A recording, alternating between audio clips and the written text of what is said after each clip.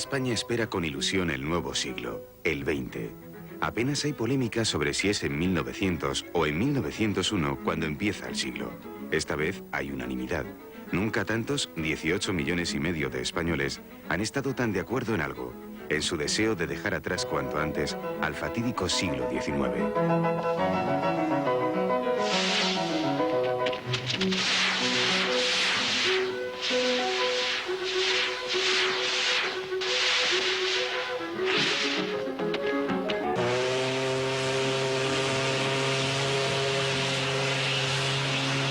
Atrás queda con el viejo siglo XIX la amargura del desastre del 98.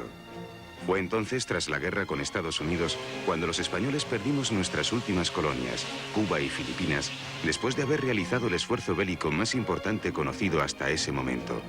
Mandar al otro lado del Atlántico a más de 300.000 soldados, de los cuales 50.000 murieron, y el resto, los supervivientes, regresaron a España en condiciones lamentables. Ellos fueron las auténticas víctimas del desastre. Todos pertenecían a las clases humildes y fueron a la guerra por carecer de las 2.000 pesetas que les hubiera costado librarse del servicio militar.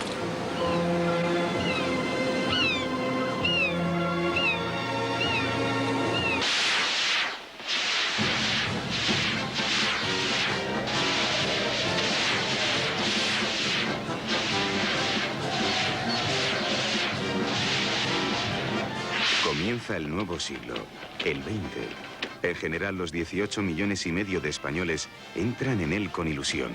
Piensan que es casi inevitable que les vaya mejor que en el anterior.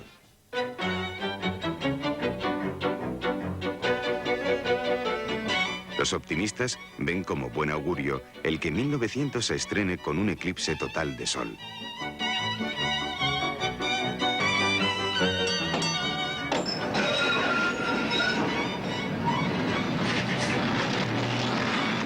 Modernización y regeneración son las dos palabras de moda a comienzos de siglo. Los españoles asisten esperanzados al desarrollo de los últimos inventos del siglo recién terminado: la electricidad, el teléfono y la automoción. Confían en que ellos saquen a España del atraso que padece con respecto a Europa.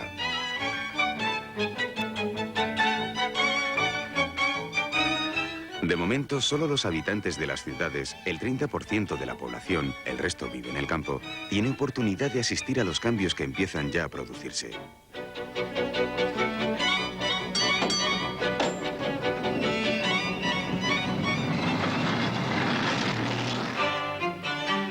La gran atracción de este comienzo de siglo está en París. Está a punto de darse la salida a los 216 automóviles, varios de ellos españoles, que participan en la gran carrera del siglo, París-Madrid, en 3 etapas. Las altas velocidades que alcanzan los coches llegan a hacer una media de 100 km/h y el mal estado de las carreteras provocan en la primera etapa 7 muertos y 10 heridos entre los espectadores y conductores. Uno de los hermanos Renault muere en esta etapa. La prueba es suspendida y no llegará nunca a Madrid. Los nuevos inventos comienzan a mostrar su lado perverso.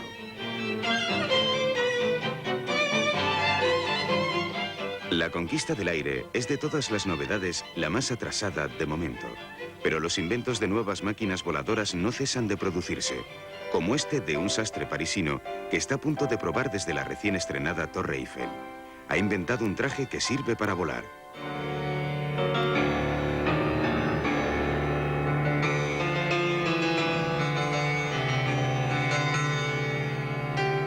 El resultado es un hoyo de 14 centímetros. Compitiendo con los espectáculos tradicionales de las ferias, el cinematógrafo, que cumple 5 años con el nuevo siglo, se está convirtiendo en el favorito del público. Las barracas de feria se llenan de gentes ansiosas de ver las novedades, especialmente las que llegan de París.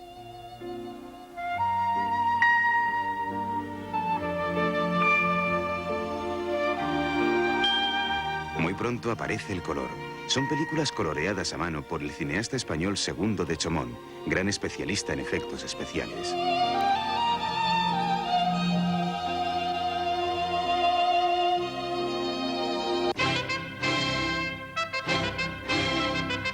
...17 de mayo de 1902... el que va a ser nuevo rey de los españoles, Alfonso XIII, que acaba de cumplir 16 años, se prepara para su coronación. Se acaba así la regencia de su madre, María Cristina, que ha durado casi 17 años.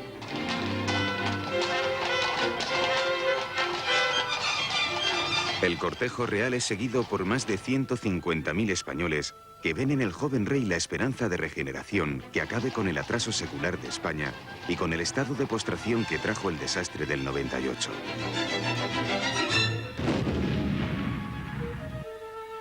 Después de jurar la Constitución vigente, la de 1876, el nuevo rey sabe que el éxito de su reinado va a depender de su capacidad para transformar el país y para modificar las estructuras políticas y sociales hasta lograr que la España oficial se aproxime a la España real.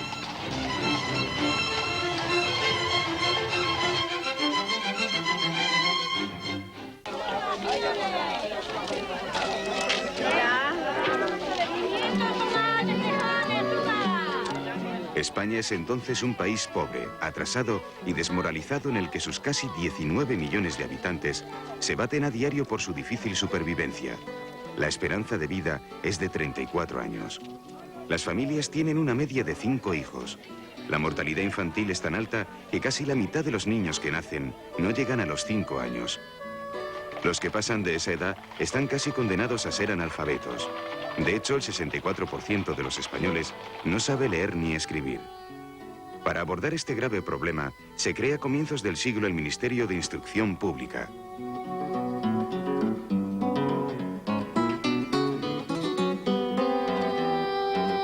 España es en 1900, salvo en zonas del País Vasco o Cataluña, un país sin apenas industria que da trabajo solo a la tercera parte de los obreros. El trabajo en fábricas es el más solicitado. El sueldo diario oscila entre 3 o 4 pesetas. Las mujeres cobran la mitad. Es también a comienzos del siglo cuando el Estado empieza a ocuparse de la protección social. El gobierno aprueba la Ley de Protección a Mujeres y Niños, que entre otras cosas prohíbe el trabajo a menores de 10 años, excepto a los que sepan leer y escribir, que podrán ser empleados desde los 9 años. En 1904 se establece, también por ley, el descanso dominical obligatorio. Los trabajadores pueden gozar así de un día de vacaciones a la semana. El movimiento sindical en los comienzos del siglo tiene poca fuerza. Por una parte, están los socialistas de la Unión General de Trabajadores, con implantación en Madrid, País Vasco y Asturias, pero que no llegan a 4.000 afiliados. Por otra están los socialistas libertarios, los anarquistas, sin una organización estable, pero con gran arraigo entre el proletariado catalán y el campesinado andaluz.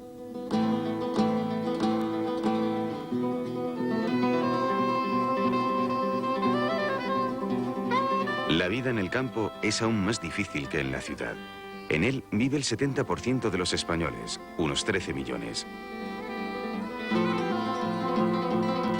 La mala distribución de la propiedad de la tierra, o grandes fincas o terrenos demasiado pequeños, la pobreza productiva del suelo, la escasez del agua y el deficiente desarrollo de los regadíos hacen que las condiciones de vida en el campo bordeen el nivel mínimo de subsistencia. Los sueldos, cuando los hay, son de 1 peseta diaria, la tercera parte que en la industria. El campo no es capaz de alimentar a todos sus habitantes. La emigración es la única salida. Desde los primeros años empieza a producirse el cambio social más importante de todo el siglo, que se mantendrá hasta la década de los 70, el desplazamiento de la población desde el campo a la ciudad. Madrid, Barcelona y Bilbao doblan su población en los primeros 30 años. Ello se debe a la necesidad de mano de obra de las nuevas industrias, que se están creando con el dinero que vuelve a España, procedente de las colonias perdidas en el desastre.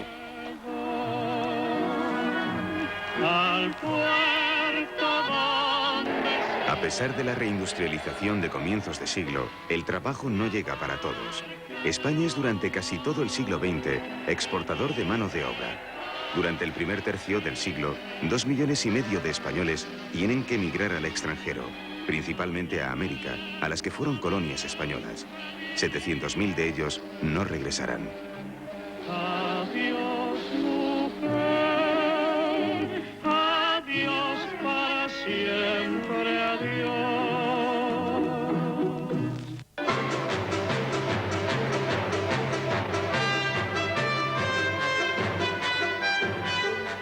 el cambio del siglo llega del extranjero una nueva moda, hacer deporte. Y se empiezan a imponer extraños deportes aquí casi desconocidos, el fútbol y el tenis. El fútbol recibe enseguida un gran espaldarazo cuando el joven rey, con motivo de su coronación, instituye una nueva competición, cuyo trofeo es llamado la Copa Real. Otra nueva moda que arrasa entre la gente pudiente y que surge a finales del 19 es el veraneo. Los ricos abandonan las ciudades cuando llegan los calores del verano en busca del frescor de la costa.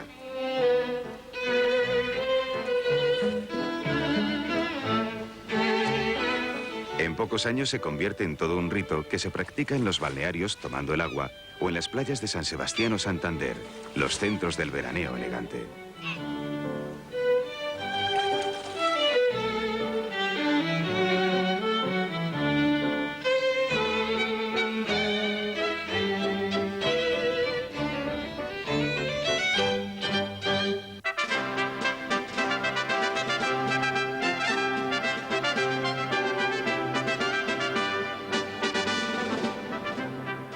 Después de su coronación, Alfonso XIII inicia un largo viaje por España, cumpliendo así su propósito de conocer de cerca a los españoles y sus problemas.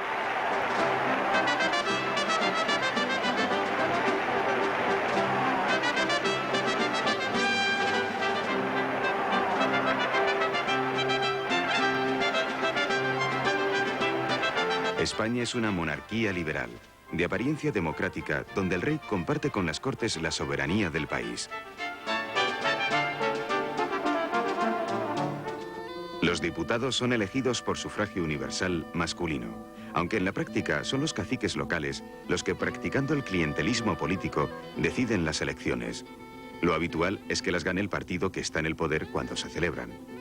El gobierno está en manos de dos partidos, el liberal y el conservador, que se turnan pacíficamente en el ejercicio del poder.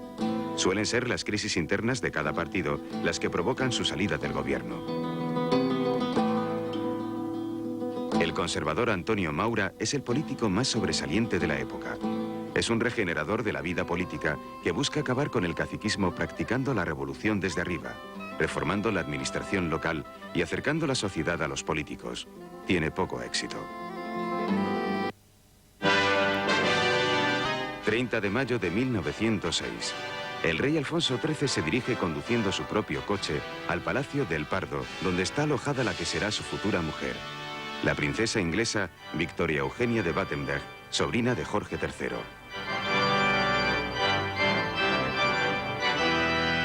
...31 de mayo de 1906... Alfonso XIII y la princesa Ena acaban de casarse en la iglesia de los Jerónimos. El cortejo real se dirige hacia Palacio. Las calles están abarrotadas de público que quiere vitorear a los reyes. Cuando la comitiva real pasa delante del número 88 de la calle Mayor, alguien arroja un ramo de flores con una bomba.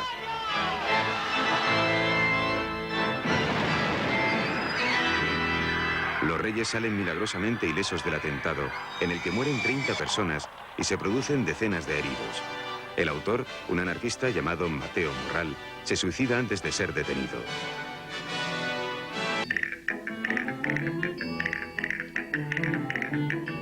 El cine continúa ganándose al público. Las barracas de exhibición se llenan para ver las películas que ya se hacen en nuestro país. Los tópicos y las españoladas son argumentos habituales de las nuevas películas.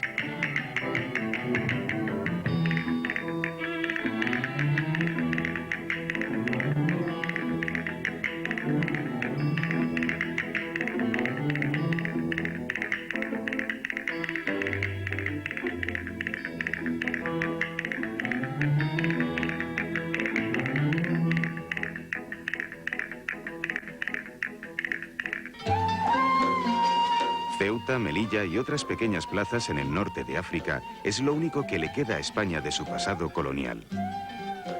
Aunque el 98 había dejado un ambiente popular de rechazo a las aventuras coloniales, España se ve abocada en la Conferencia de Algeciras de 1906 a asumir su responsabilidad internacional de control de las zonas de influencia en torno a Ceuta y Melilla, en el norte de Marruecos. Este territorio, muy montañoso, llamado el Rif, situado al sur de nuestro país, es disputado por las tres grandes potencias europeas, Francia, Inglaterra y Alemania. Estratégicamente, para España, es importante mantenerse en esta zona para evitar que la ocupe otra potencia y haga vulnerable el flanco sur de nuestro país. Julio de 1909.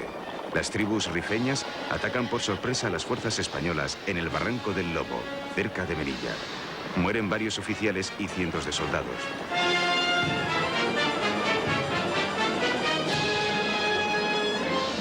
El gobierno de Maura decreta la movilización urgente de 20.000 reservistas para reforzar la zona.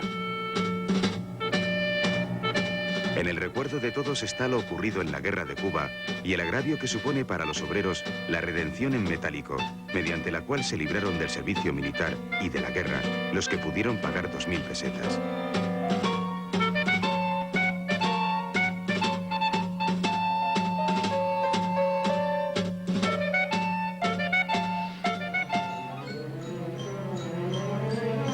Barcelona, 25 de julio. El embarque de reservistas, soldados que ya habían hecho el servicio militar, muchos de los cuales ya son padres de familia, provoca la ira espontánea de sus mujeres que impiden el embarque. La noticia corre rápidamente por la ciudad y riadas de gente sacuden al puerto. El antimilitarismo se hace presente.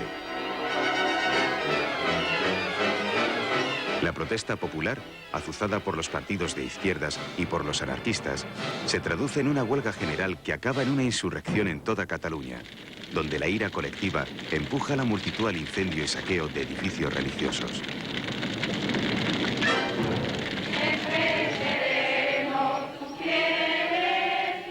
La Iglesia, que mantiene una posición privilegiada dentro del Estado, se aparece a los ojos de la clase trabajadora estrechamente ligada a la clase dirigente. Su poca sensibilidad social junto a su intransigencia ideológica convierten a la Iglesia ante las masas populares en una institución enemiga de la libertad. La ira del motín de Barcelona se dirige por eso contra ella. No es la primera vez ni será la última. El primer ataque a iglesias y conventos se había producido ya en el siglo anterior, en 1820, con el comienzo del trienio liberal, y se volverá a producir durante las guerras carlistas, en la Revolución del 68 y en las guerras cantonalistas. El motín popular de Barcelona dura una semana. El gobierno declara el estado de guerra y utiliza al ejército para sofocar la revuelta. El balance es terrible. Más de 100 muertos, 800 heridos, 63 edificios religiosos quemados y cerca de 2.000 detenidos. De ellos, 5 serán fusilados, uno de los cuales, el anarquista Ferrer Guardia, fundador de la Escuela Moderna, es elegido como cabeza de turco responsable de la revuelta. La reacción popular de condena dentro y fuera del país provoca la caída de Maura. Finalmente, el ejército envía a 40.000 hombres a apaciguar Marruecos. 2.000 de ellos pierden la vida. Una de las consecuencias de la semana trágica es la reforma de la ley de reclutamiento que lleva a cabo José Canalejas, el nuevo líder liberal, que instituye el servicio militar obligatorio en caso de guerra o por sorteo en tiempos de paz. Don José Canalejas continúa desde el Partido Liberal la política regeneracionista emprendida por Maura y aprueba la ley de mancomunidades catalanas para dar cauce dentro del sistema al creciente nacionalismo catalán. También aborda Canalejas la separación Iglesia-Estado con leyes como la de libertad de culto y la llamada Ley del Candado, por la que se prohíbe el establecimiento en el país de nuevas órdenes religiosas.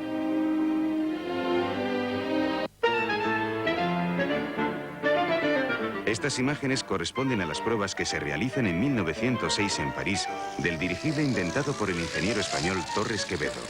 En España no ha interesado su invento. El ingenio logra alcanzar una velocidad de 63 km/h. El éxito es rotundo.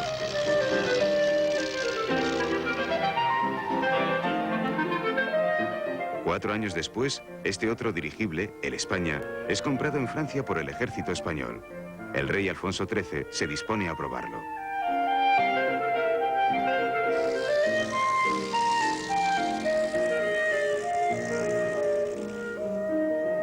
El interés que despierta la conquista del aire es enorme. En mayo de 1911 se organiza una carrera aérea, París-Madrid, en 3 etapas. Este es el momento en el que el piloto Jules Vedrines aterriza en la playa de San Sebastián. Lo primero que hace al tomar tierra es preguntar dónde está. Gran Vedrines llega a Madrid, es el ganador, aterriza en Getafe y es recibido como un héroe. Aunque España sigue siendo un país subdesarrollado, la repatriación de capital físico y humano de Cuba hacen que desde comienzo de siglo la industria española se modernice. Los nuevos astilleros, la industria siderúrgica y la implantación de la nueva industria del automóvil son algunos de los ejemplos. En el mundo del trabajo continúan por parte del gobierno las reformas sociales. En 1908 se regula el derecho a la huelga y ese mismo año se crea el Instituto Nacional de Previsión, origen de lo que serán las pensiones. Las condiciones de trabajo siguen siendo muy duras y el nivel de vida de las clases obreras muy crítico. Los conflictos y las huelgas son cada vez más frecuentes. En 1910, los anarcosindicalistas crean en Barcelona la Confederación Nacional del Trabajo, CNT. Se trata de un sindicalismo apolítico que a través de la acción directa y de la huelga general revolucionaria pretende sustituir el régimen burgués por el ideal anarquista, el comunismo libertario. También en este mismo año, Pablo Iglesias, fundador de la UGT, es elegido por primera vez diputado en las elecciones por el Partido Socialista.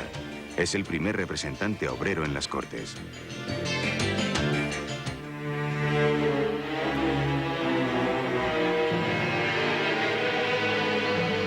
Es el 12 de noviembre de 1912. Don José Canalejas acaba de ser asesinado. Es el primer magnicidio del siglo. Estas imágenes son una reconstrucción cinematográfica de la época. En ella debuta Pepe Isbert haciendo el papel de Pardinas, el anarquista que asesina a Canalejas y después se suicida.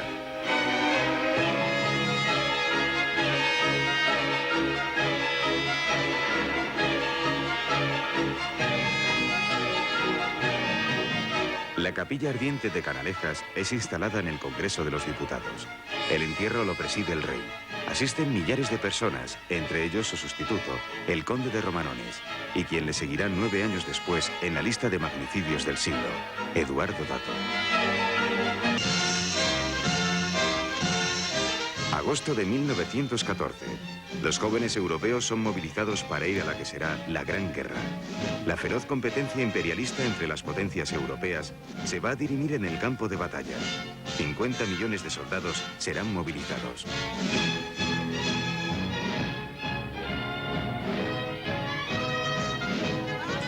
En España, las noticias de la guerra desgarran al país en una polémica entre germanófilos, la derecha, y aliadófilos, la izquierda. El gobierno conservador de Dato opta por la neutralidad. Bien es cierto que, dado nuestro aislamiento internacional, es una decisión casi forzosa. La decisión es bien acogida.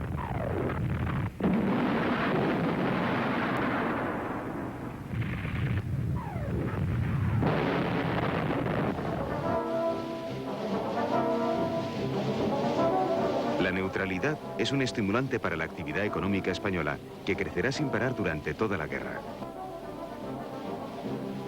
La demanda de nuestros productos en el mercado extranjero se dispara. Desde la industria al campo, pasando por la minería, todos los sectores se ven beneficiados. Los beneficios, que son abundantes, son en parte utilizados para comprar empresas españolas que hasta entonces eran de capital extranjero.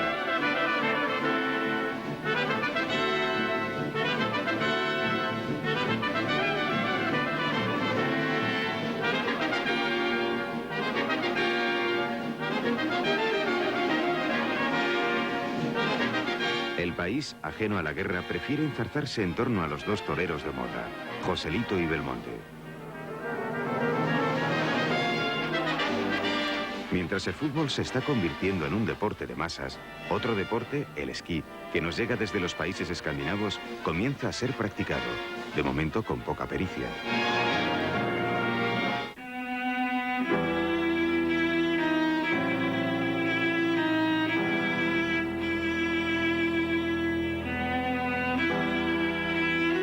En Austria, como en los otros países en guerra, millares de niños sufren las consecuencias: hambre, frío, desnutrición, tuberculosis y tristeza.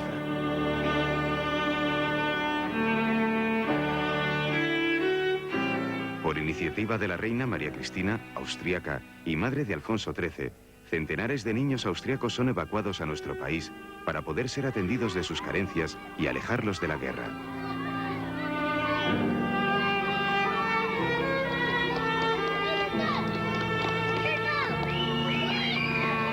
Después llegarían niños de otros países. Estos que llegan en tren son franceses.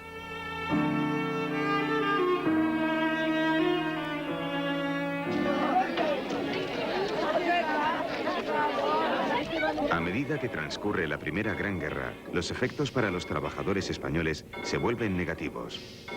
El encarecimiento de los productos de primera necesidad, debido a la escasez generada por el exceso de exportación, hace que estos doblen su precio en apenas 5 años.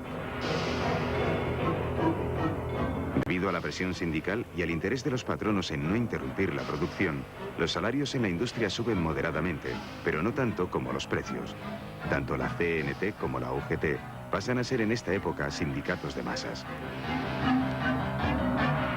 Fuera del sector industrial, incluida la propia administración, los salarios no suben nada. En el campo, la situación es dramática. Hay hambre.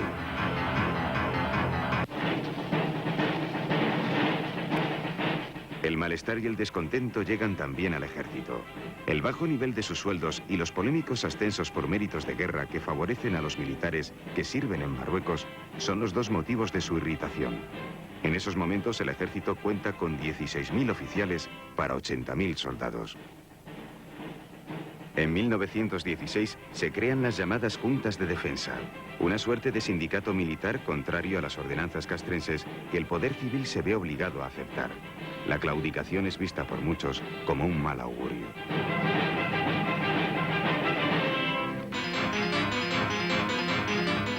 La crisis llega también a la política española. Ya un año antes del comienzo de la Guerra Mundial, en 1913, se había roto la alternancia pacífica en el gobierno entre liberales y conservadores.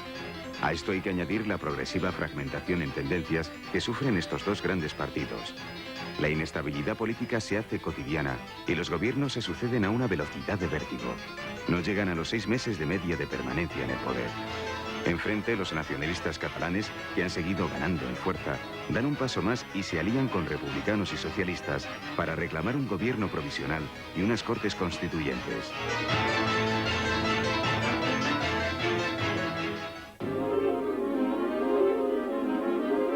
Los dos grandes sindicatos, UGT y CNT, ven en el verano de 1917 el momento propicio para lanzar una huelga general revolucionaria. En estos momentos la UGT tiene unos 100.000 afiliados. La CNT tiene algunos menos, pero la mayor parte de ellos concentrados en Cataluña.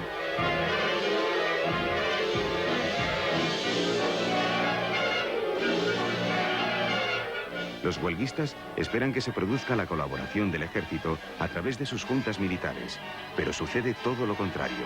Por orden del gobierno, este aplasta la insurrección. El resultado, más de 70 muertos y 2.000 detenidos, entre ellos los líderes de ambos sindicatos.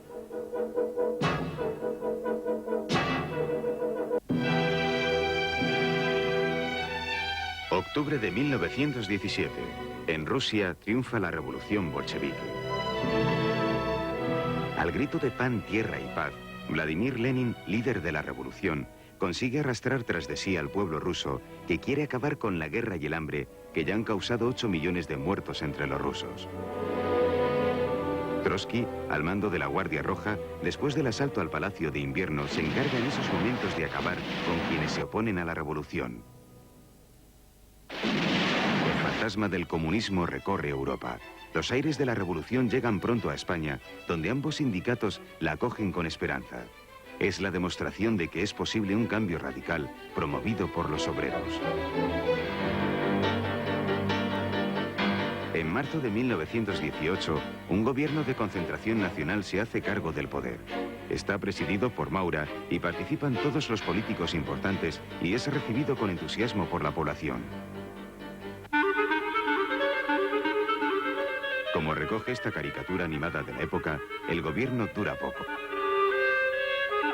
Se rompe a los 9 meses coincidiendo con el final de la Gran Guerra Mundial. Después continúan los gobiernos débiles, breves y con escaso apoyo político. El modelo político de la Restauración, basado en la alternancia, está muriéndose.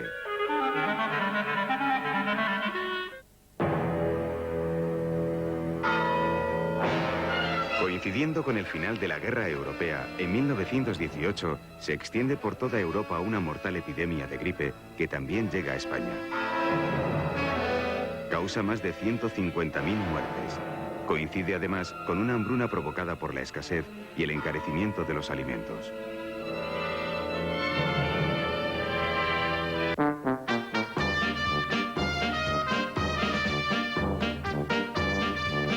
Estas imágenes son las primeras que existen de una manifestación sindical. Corresponden al 1 de mayo de 1919 en Madrid y está organizada por la UGT. Están presentes los miembros del Comité de la Huelga General del 17 que han sido amnistiados. El movimiento sindical ha alcanzado desde 1914 un gran desarrollo y ha pasado a tener un papel importante en la política del país. La UGT alcanza ya los 250.000 afiliados y la CNT 700.000. El mes anterior, abril de 1919, los sindicatos han conseguido del gobierno la implantación con carácter general para todo el país de la jornada de 8 horas. También se ha hecho obligatoria la seguridad social y se establece un mínimo de jubilación para los trabajadores. Como en el resto de Europa, la agitación social en España se dispara con el final de la Primera Guerra Mundial. En el campo andaluz estallan numerosas huelgas revolucionarias promovidas por la CNT que acaban aboliendo la propiedad privada y proclamando el comunismo libertario en pequeños núcleos urbanos. Es el llamado trienio bolchevique.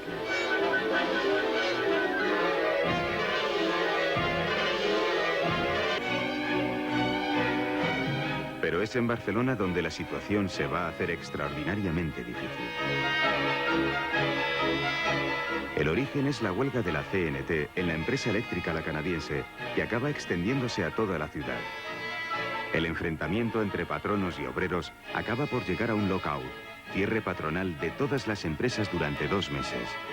Quedan en la calle más de 100.000 obreros. Con el asesinato de un sindicalista anarquista, comienza una espiral de violencia nunca vivida hasta entonces.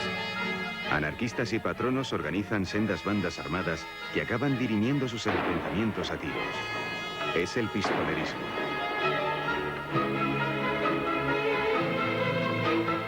En 3 años se producen más de 200 asesinatos.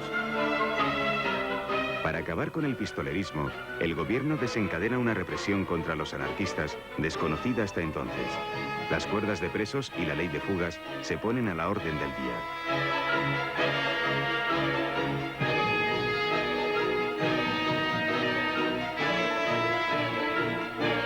Marzo de 1921. El presidente de gobierno, Eduardo Dato, es asesinado por 3 anarquistas. El líder conservador se convierte en víctima de la política que su gobierno está aplicando en Cataluña. Preside el entierro Alfonso XIII. El gesto entraña verdadero riesgo para el rey, porque los asesinos siguen en libertad y se teme que la amenaza terrorista apunte directamente a la corona.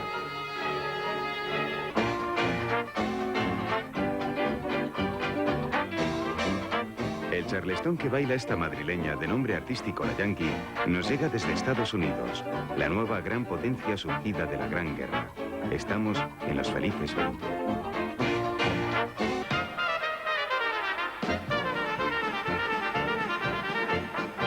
En esta década, la Belle Époque o los dulces años locos se rompen los moldes de la vieja moral.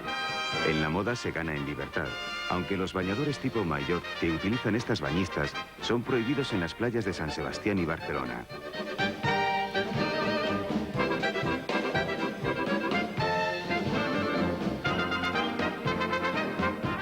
En el cine se ruedan con profusión películas pornográficas que en pases restringidos tienen mucho éxito entre la burguesía y la aristocracia.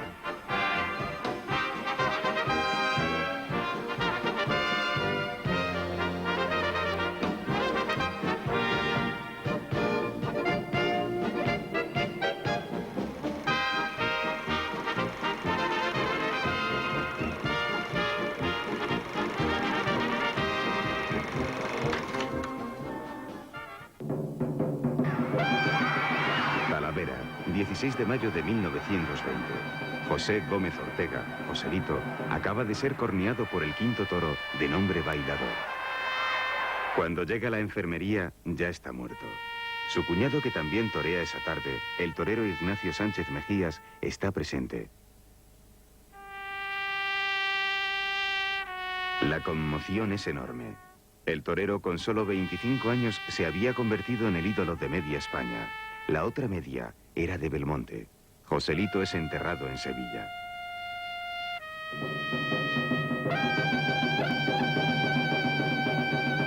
Exactamente 2 años después, en mayo de 1922, en la Plaza de Toros de Madrid, el toro Pocapena acaba con la vida de Manuel Granero, torero valenciano que con solo 20 años parecía estar llamado a ocupar el banco.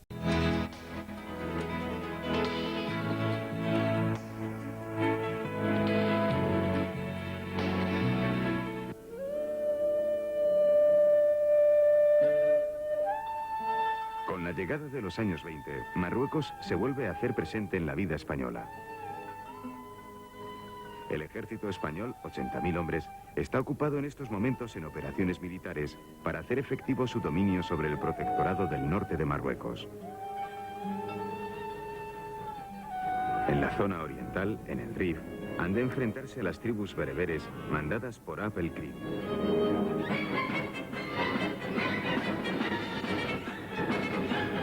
El 21 de julio de 1921, las tropas rifeñas atacan masivamente y cercan a los 6.000 soldados españoles destacados en Anual.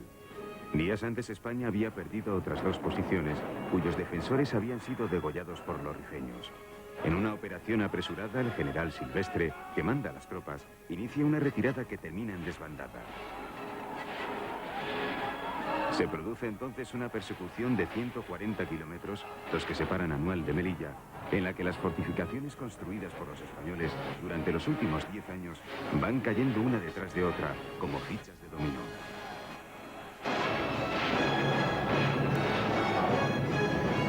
La persecución acaba en Montearruí, donde 3.000 soldados españoles logran resistir 10 días. Finalmente, 2.300 de ellos son pasados a cuchillo y el resto hechos prisioneros. Es el peor desastre militar desde el 98.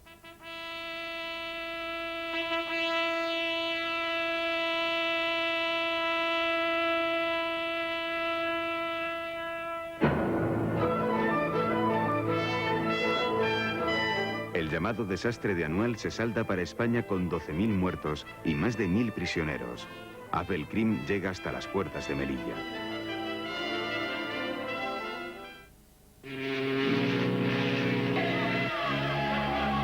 En medio de la honda conmoción que producen en España las noticias procedentes de Marruecos, se organiza el envío urgente de refuerzos a Melilla.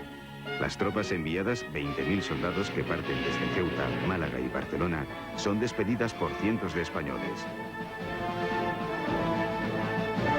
Las operaciones de reconquista llevadas a cabo por los refuerzos llegados desde la península permiten recuperar gran parte del territorio perdido antes del otoño de ese año. Inmediatamente después se abre una investigación militar para depurar responsabilidades. La crisis de Marruecos provoca en la calle movimientos de protesta encabezados por los socialistas, quienes llevan la protesta hasta el Parlamento. Allí exigen el abandono de Marruecos y, además de al ejército, hacen al propio rey responsable del desastre. Las hostilidades entre el poder civil y el poder militar no hacen sino aumentar. El 13 de septiembre de 1923, desde Barcelona, su capitán general, Miguel Primo de Rivera, se subleva contra el poder establecido. El detonante es Marruecos, pero el origen está en la crisis política que el país vive desde hace años.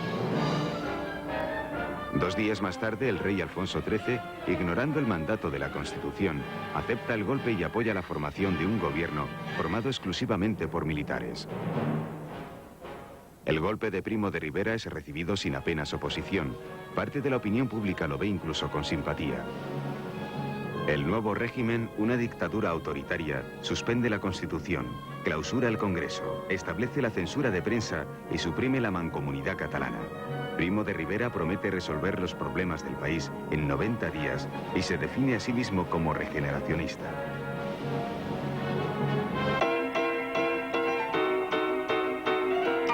La llegada de la electricidad a la casi totalidad del país hace posible que comience a desarrollarse tímidamente una sociedad de consumo basada en nuevos inventos, los electrodomésticos. Estos, fabricados en serie, resultan ya asequibles para las clases medias. Para ayudar a vender también es necesario perfeccionar la publicidad y llevarla allí donde acude el público, a las salas de cine.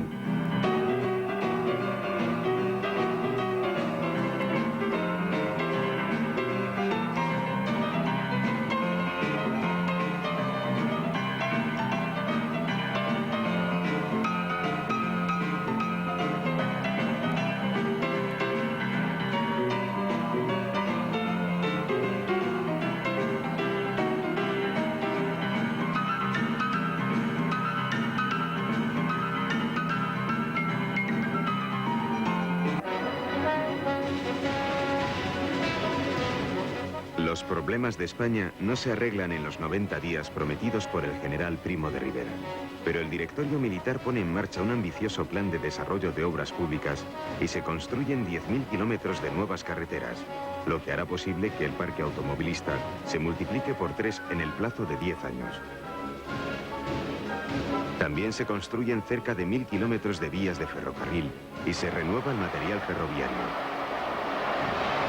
Durante la dictadura se pone en pie una política hidráulica de gran importancia para el país. Se crean las confederaciones hidrográficas para el aprovechamiento integral del agua. Se construyen embalses, saltos de agua y sobre todo canales de riego. Se crean 70.000 hectáreas de regadío y se mejoran las ya existentes. El plan de obras públicas tiene un efecto muy positivo sobre la economía española. Produce una expansión industrial, un notable incremento del empleo y una evidente estabilidad social. El número de huelgas disminuye de forma vertiginosa.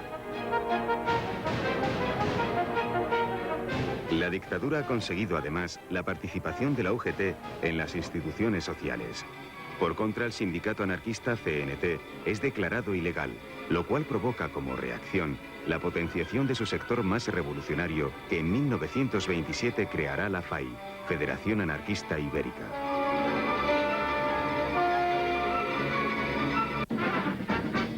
En el terreno político, Primo de Rivera se propone acabar con el caciquismo municipal. Para ello disuelve todos los ayuntamientos y diputaciones que pasan a depender de unas juntas civiles supervisadas por la autoridad militar. Con el tiempo, los alcaldes y concejales como estos que en enero de 1925 se dirigen a la Plaza de Oriente a cumplimentar al rey el día de su santo, vuelven a ser elegidos como siempre por el Ministerio de la Gobernación.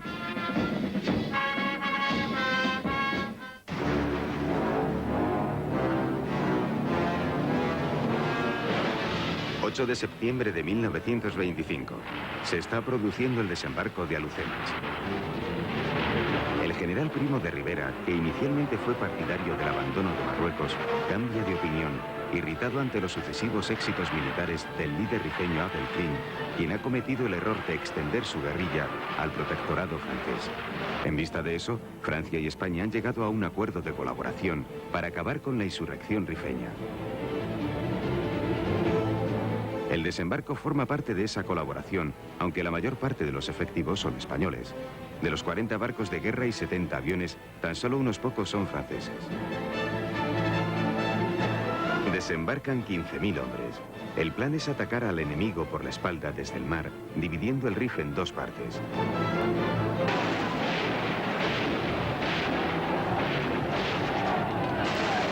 El éxito del desembarco es total. Solo hay que registrar una decena de bajas. En poco más de 6 meses, el ejército español dominará el Rif y Abdelkrim se rendirá a los franceses. La guerra acaba totalmente en julio de 1927 y Marruecos deja ya de ser un problema para España.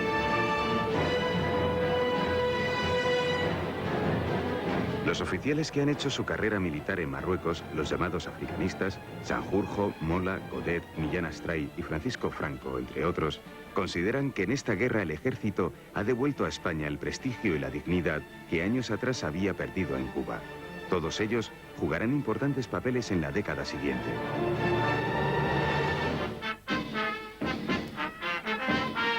Primo de Rivera, que calificaba al régimen por él impuesto como una dictadura democrática, decide fundar un partido propio, el único autorizado en España. En 1924 nace la Unión Patriótica con el objetivo de constituir una plataforma política para el futuro.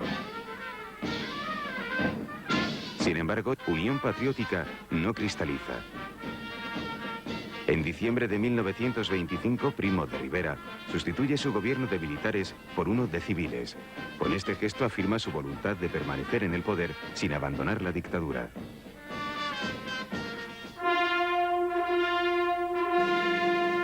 Diciembre de 1925. Es enterrado en Madrid el que durante muchos años ha sido el líder indiscutible y fundador del Partido Socialista, Pablo Iglesias.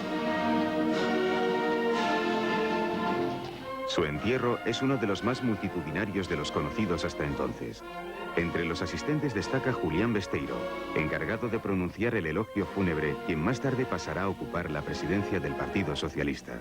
También asiste Francisco Largo Caballero, que será su vicepresidente. Pablo Iglesias es enterrado en el cementerio civil.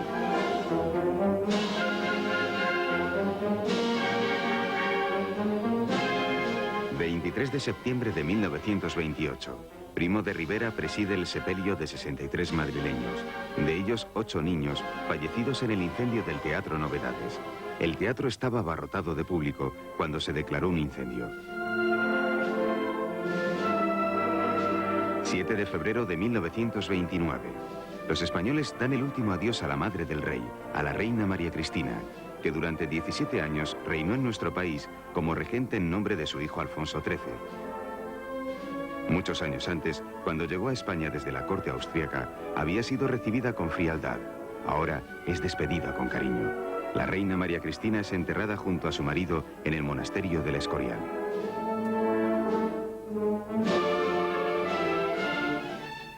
Estas imágenes de 1924 corresponden al momento en que se va a efectuar en Cuatro Vientos la última prueba oficial del autogiro, un invento del ingeniero español Juan de la Cierva. Se trata de un avión sin alas fijas que se sostiene en el aire mediante unas aspas que giran. La prueba es un éxito total. Es el primer avión del mundo capaz de aterrizar en vertical. Para la aeronáutica española, los años 20 están repletos de éxito. 5 de abril de 1926. Este es el momento en que llega a Sevilla el crucero argentino Buenos Aires, que trae de regreso a España a los 4 aviadores del Plus Ultra que han cruzado el Atlántico. El momento es aprovechado para inaugurar un puente colgante, el Alfonso XIII. 3 días después, los héroes son aclamados a su llegada a Madrid.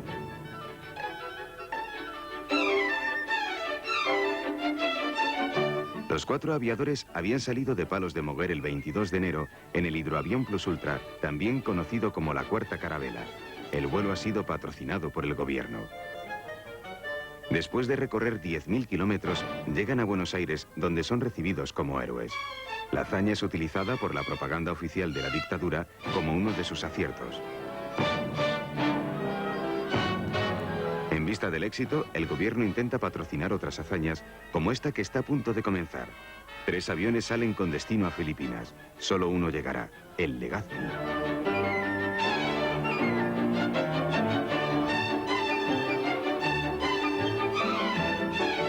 O esta otra, la del Jesús del Gran Poder en 1929, que se prepara para batir la marca mundial de distancia cruzando el Atlántico. No lo consigue. En estas aventuras con destino a Hispanoamérica, subyace una cierta nostalgia imperialista de un país sin apenas colonias que se conforma con pequeñas gestas como esta, la llegada del nuevo gobernador a Santa Isabel en el Golfo de Guinea. Además de los aviadores, existen otros héroes. Este es Paulino Uzpudun, campeón de Europa de los pesos pesados. Ganó su título en 1926 en Barcelona, en este mismo estadio donde va a pelear con Primo Carnera ante 75.000 espectadores. Uzpudun goza de una gran popularidad. Esta vez pierde la pelea a los puntos.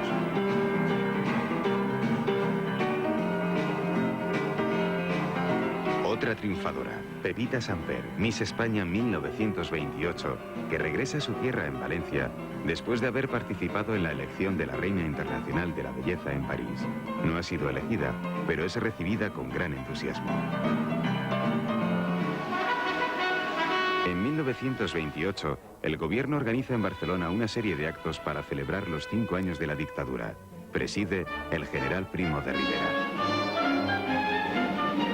Ese mismo año reaparecen los conflictos y las críticas contra la dictadura, especialmente contra la creación el año anterior de la Asamblea Nacional, un simulacro de congreso en el que los diputados son elegidos por el gobierno y que pretende redactar una nueva constitución de carácter autoritario y corporativo.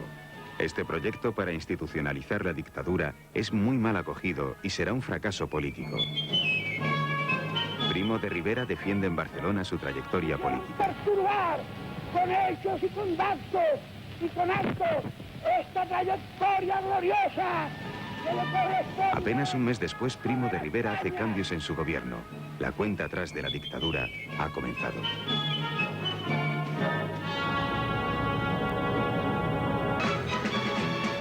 ...1929...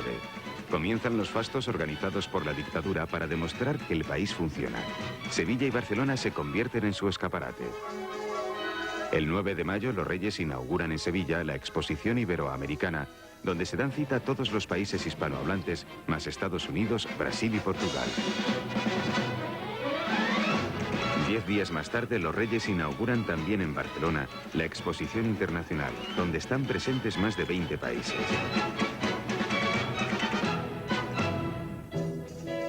Los éxitos de las dos exposiciones no impiden que la dictadura comience a resquebrajarse, que su prestigio económico se derrumbe y que la peseta caiga en picado. Los conflictos sociales y estudiantiles vuelven a la calle.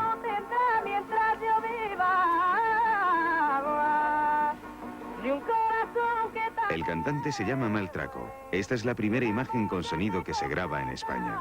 Estamos en 1930. Este mismo año comienzan a rodarse en estudios españoles películas con sonido. Las primeras son musicales donde los cantantes populares son las estrellas. Este es el caso de Angelillo, que es llamado para intervenir en la película El negro que tenía el alma blanca.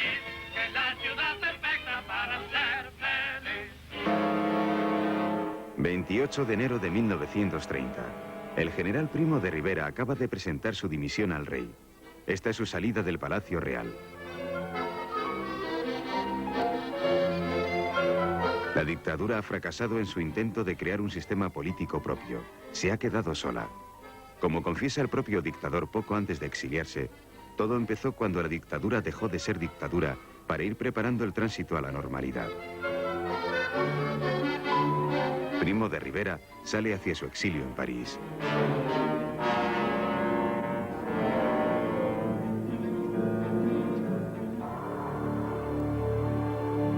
Tras la caída de la dictadura, el problema político que se le plantea a la monarquía es cómo volver a la situación anterior al golpe, es decir, a la Constitución. Después de las perceptivas consultas, el rey nombra presidente al general Dámaso Berenguer. Apenas ha transcurrido un mes desde su salida de España cuando fallece en París el general Primo de Rivera, que es enterrado en Madrid con honores militares. Preside el duelo su hijo José Antonio. Abril de 1930. Llega a Sevilla el dirigible Conde Zeppelin, que el año anterior dio la vuelta al mundo en 21 días. Ahora hace escala en España en su vuelo inaugural entre Alemania y Estados Unidos. Está presente el rey Alfonso XIII. El dirigible tiene una longitud de 300 metros y 30 de diámetro. Alcanza una velocidad media de 150 kilómetros hora.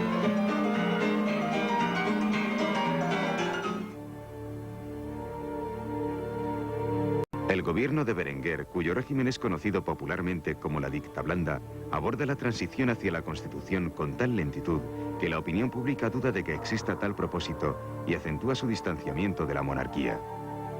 En agosto de 1930, los partidos republicanos, nacionalistas y socialista, unidos contra la monarquía, firman un pacto en San Sebastián para establecer la república a través de elecciones o por la fuerza.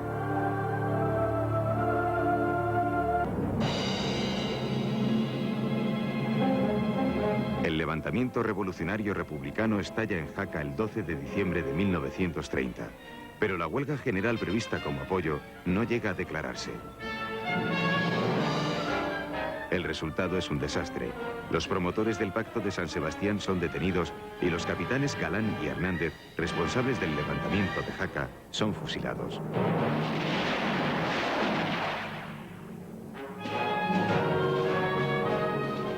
Estos hechos empujan a la inmensa mayoría de la opinión pública hacia la causa republicana. Cuando el gobierno se decide por fin a convocar elecciones generales, los partidos políticos amenazan con la abstención.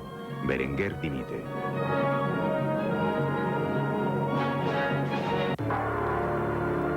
...18 de febrero de 1931... Le sustituye el almirante Aznar, que forma un gobierno monárquico de concentración y convoca elecciones municipales para el 12 de abril. Estos comicios se convertirán en un plebiscito sobre la monarquía. ¡Viva la República! 14 de abril de 1931. Se acaban de conocer los resultados de las elecciones municipales. Los republicanos han ganado en las capitales de provincia, no así en los pueblos. Las calles de las ciudades se llenan espontáneamente de gentes para celebrarlo.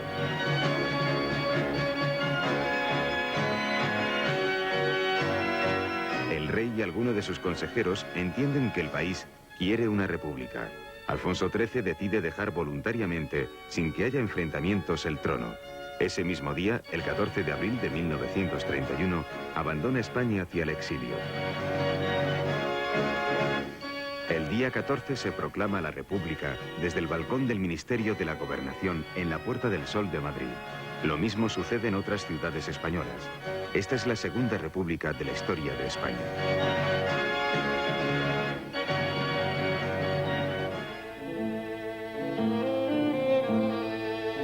Alfonso XIII llega a Londres, a la estación Victoria, donde es recibido por una gran multitud.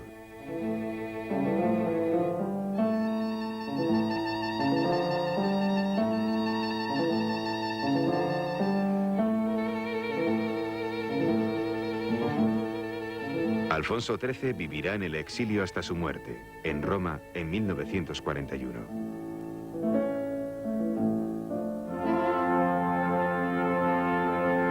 Casi 50 años después de su salida de España, el 19 de enero de 1980, regresan a su patria los restos de Alfonso XIII. Y es precisamente en Cartagena, el mismo lugar del que partió hacia el exilio, donde son recibidos por su hijo don Juan de Borbón.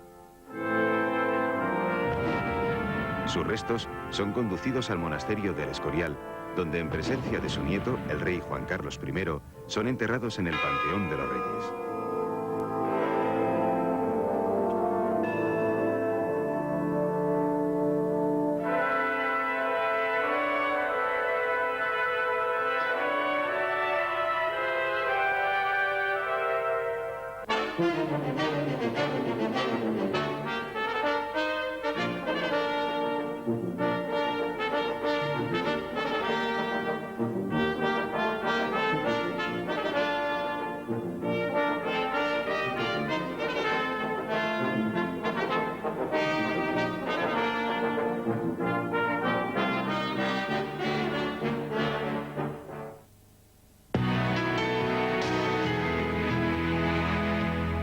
Él era un conocido estilista.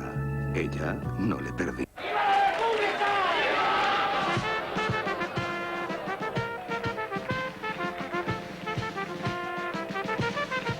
Este es el aspecto que ofrece la Puerta del Sol de Madrid en la tarde del 14 de abril de 1931. El gobierno provisional acaba de izar la bandera republicana en el balcón del Ministerio de la Gobernación. Queda así proclamada la Segunda República Española.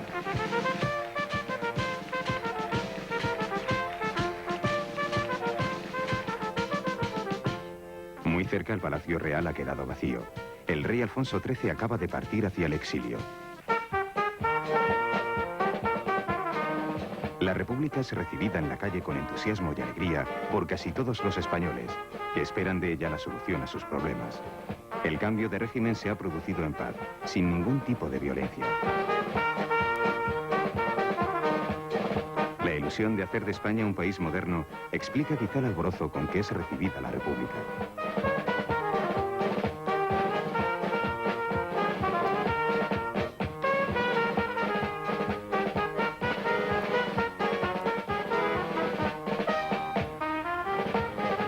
Al día siguiente, el país, con 23,5 millones de habitantes, vuelve a la normalidad. Frente a sí tiene los viejos problemas que viene arrastrando desde comienzo de siglo. El problema agrario, el militar, el religioso y el regional. El presidente del gobierno provisional, Niceto Alcalá Zamora, hace un diagnóstico claro sobre España. La crisis de España no es política, no es siquiera de régimen, es histórica con toda su trascendental amplitud.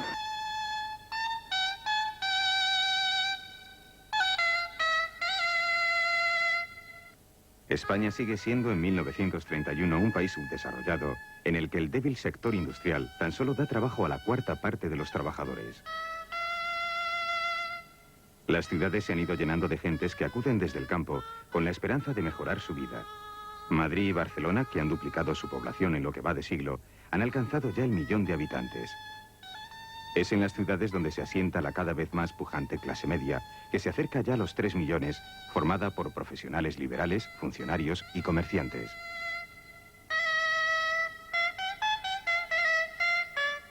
Más de la mitad de la población vive y trabaja en el campo, donde la pobreza llega a límites extremos.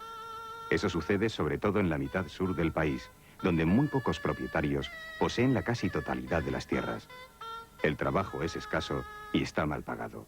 Un jornalero cobra 5 pesetas diarias, la mitad que un obrero de la industria. La mala alimentación y la falta de higiene hacen que la esperanza de vida al nacer sea de tan solo 35 años. La tasa de analfabetismo es del 40%.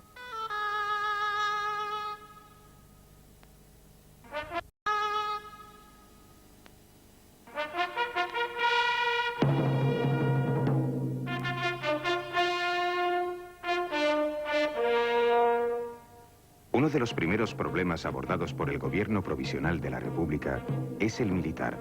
El ministro de la Guerra, Manuel Azaña, emprende la modernización de las Fuerzas Armadas con una batería de decretos. El método de la reforma, a golpe de decreto, irrita a una parte de los militares.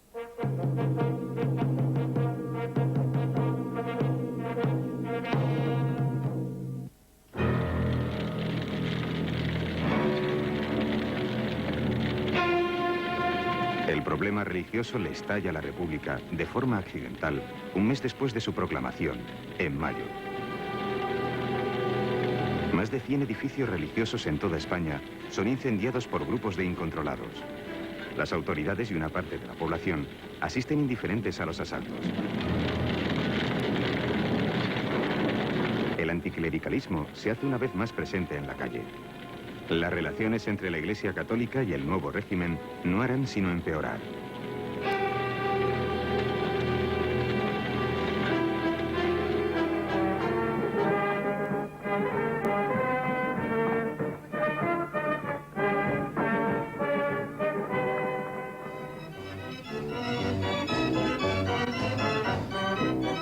La vida de la joven república transcurre a toda prisa. El gobierno provisional convoca para antes del verano elecciones a Cortes Constituyentes para consolidar la República. El país se llena de mítines a los que por primera vez los españoles acuden en masa. Se presentan a estas elecciones partidos de todas las tendencias, desde monárquicos hasta comunistas. Los partidos de la coalición republicano-socialista que asumieron el gobierno provisional salen vencedores. Entre ellos el más votado es el Partido Socialista, seguido por el Radical. La derecha queda reducida a una minoría testimonial.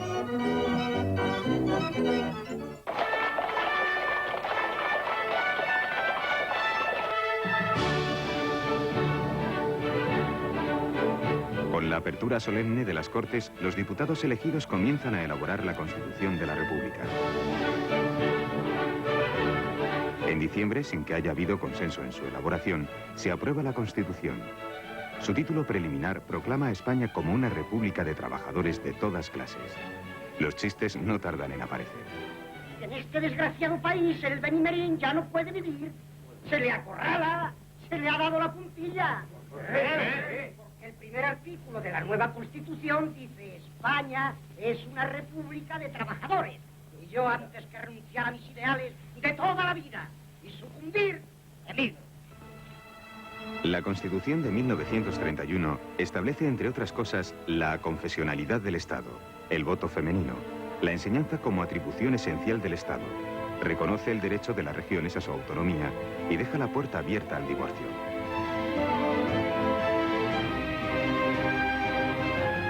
Después de aprobada la Constitución, Alcalá Zamora es proclamado presidente de la República y Manuel Azaña presidente del gobierno. En adelante, Azaña gobernará con los socialistas y con los pequeños partidos republicanos.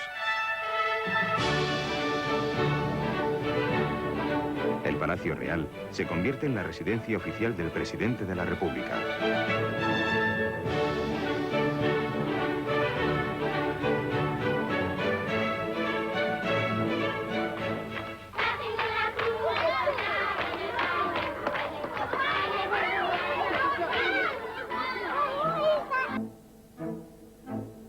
Cuando se instaura la República, la situación de la enseñanza primaria es, en palabras del ministro de Instrucción Pública, vergonzosa y dramática.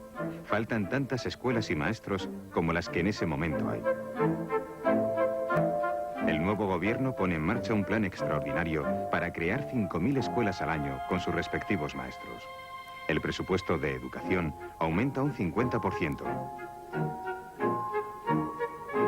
El objetivo de este esfuerzo es el de poner en pie un sistema de educación público totalmente laico que sea capaz de sacar al país del secular atraso que padece.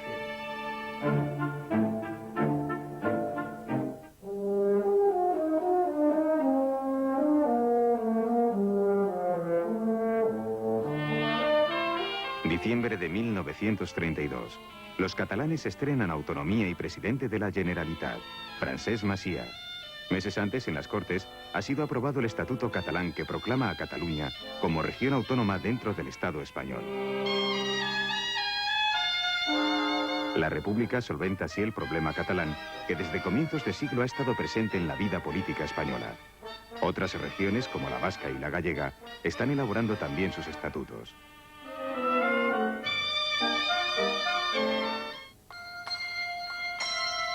Para poder hacer esta bendición de coches el día de San Cristóbal en un lugar público, la Iglesia ha tenido que pedir permiso a la autoridad gubernativa, ya que ha sido prohibido el culto público sin autorización. Las malas relaciones de la República con la Iglesia se han agravado con la aprobación de la Constitución, por la que la Iglesia pierde todos sus privilegios con el Estado. Además, y ateniéndose a su texto, el gobierno expulsa de España a los jesuitas y confisca sus bienes. Esta actitud por parte del poder hace que muchos católicos se distancien irremediablemente de la República.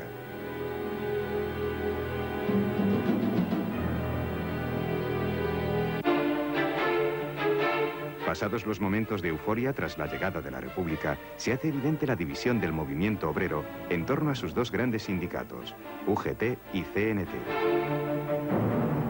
Los socialistas han entrado en el gobierno por primera vez en su historia. Uno de ellos, Largo Caballero, ocupa el Ministerio de Trabajo, desde donde adopta una serie de medidas legislativas destinadas a favorecer a los trabajadores. Subida de sueldos, jornada laboral de 8 horas para los jornaleros, establecimiento de un salario mínimo o la seguridad social y el seguro de enfermedad obligatorios. Los socialistas consideran a la República como el paso necesario para alcanzar sin violencia el Estado auténticamente socialista.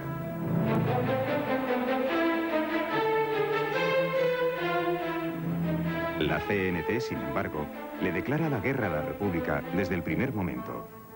Los anarquistas, liderados por el sector más radical, los faístas, son partidarios de la insurrección violenta y continua, lo que ellos llaman la gimnasia revolucionaria, hasta lograr acabar con el Estado burgués republicano para establecer el comunismo libertario.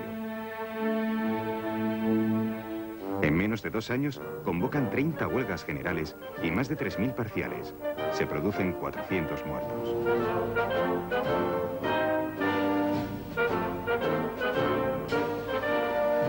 La reforma agraria es de todas las reformas republicanas la más esperada.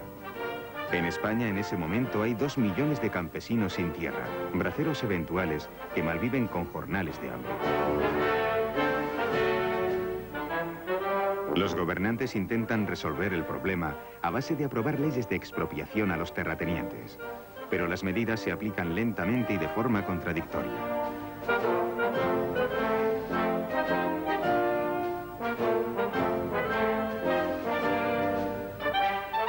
La impaciencia y la indignación de los campesinos, tradicionalmente anarquistas, provoca en el campo una oleada de huelgas. Los conflictos sangrientos se multiplican. En enero de 1933, en el pueblo andaluz de Casas Viejas, la violencia alcanza el paroxismo. 23 muertos es el saldo trágico de un levantamiento de campesinos anarquistas brutalmente reprimido por la fuerza pública. La responsabilidad cae sobre el gobierno, que cada vez más erosionado por el modo en que ha llevado a cabo las reformas emprendidas, acabará presentando su dimisión en septiembre de 1933. Se convocan elecciones.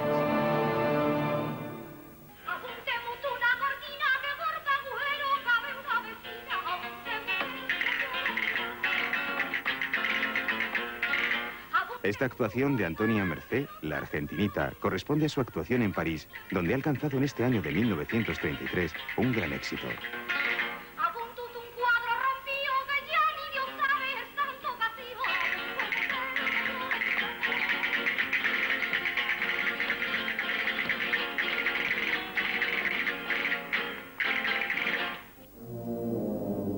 Un éxito aún más difícil es el que consigue después de muerto y en su propia tierra, Vicente Blasco Ibáñez.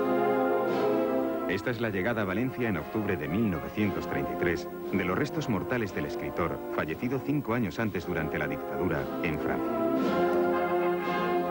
Preside el entierro el presidente de la República, Alcalá Zamora. Además de un recalcitrante republicano, Blasco Ibáñez ha sido un escritor extraordinariamente popular, no solo en España, sino en todo el mundo, gracias a las adaptaciones cinematográficas de sus novelas. Aún está reciente el éxito de Los 4 jinetes del Apocalipsis, protagonizada por Rodolfo Valentino.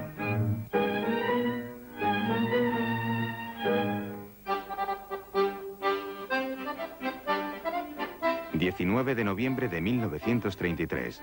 Esta es la primera vez que votan las mujeres en unas elecciones nacionales. La asistencia femenina a las urnas es masiva. Este es el momento en el que el presidente de la República y su mujer llegan a votar. El resultado de las elecciones suponen el triunfo de la coalición católica CEDA, Confederación Española de Derechas Autónomas, liderada por Gil Robles. Le siguen los radicales de Lerroux. Los socialistas son terceros con la mitad de escaños que en 1931. Azaña, con solo 5 diputados, es el gran derrotado. El descalabro de la izquierda es total. El centrista Alejandro Lerroux es encargado de formar gobierno.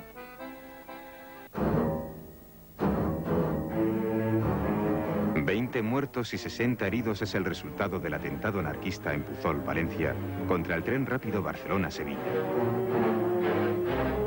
Este atentado forma parte de lo que la FAI llama gimnasia revolucionaria, que ha puesto en marcha después de las elecciones, con insurrecciones armadas en varios puntos de España, que causan un total de 89 muertos.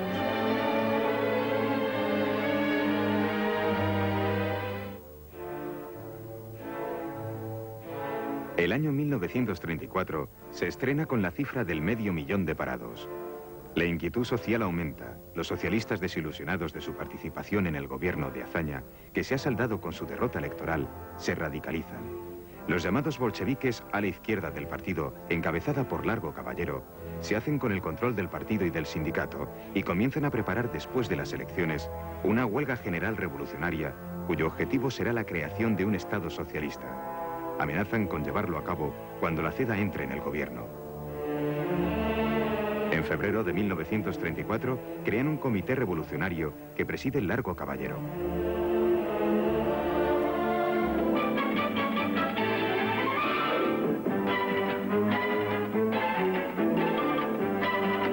Julio de 1934.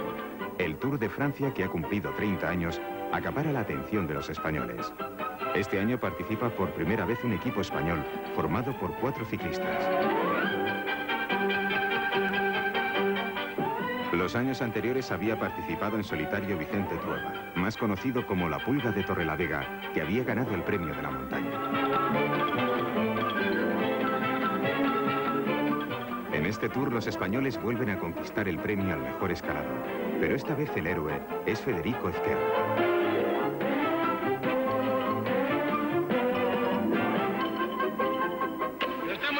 También de haber pasado el primero Gran Premio de la Montaña. ¡Viva España! ¡Viva España!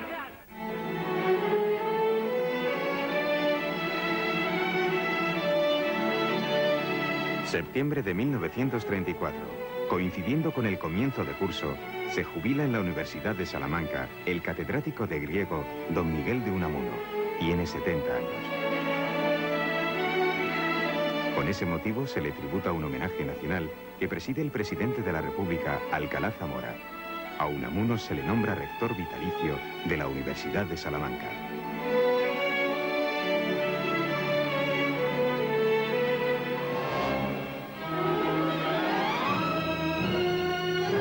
Otoño de 1934. El dirigible Conde Zeppelin hace escala en Sevilla, camino de Estados Unidos. Lleva en su cola la esvástica, el símbolo nazi. Hitler, que había llegado al poder en Alemania el año anterior, se ha hecho con el poder absoluto. La democracia en Alemania ha sido aniquilada. Alejandro Lerroux es invitado a sobrevolar Sevilla. Lerroux esperará al 4 de octubre para anunciar la entrada de 3 hombres de la seda en su próximo gobierno, desafiando así a los socialistas que habían amenazado con una huelga general revolucionaria si la derecha católica entraba en el gobierno.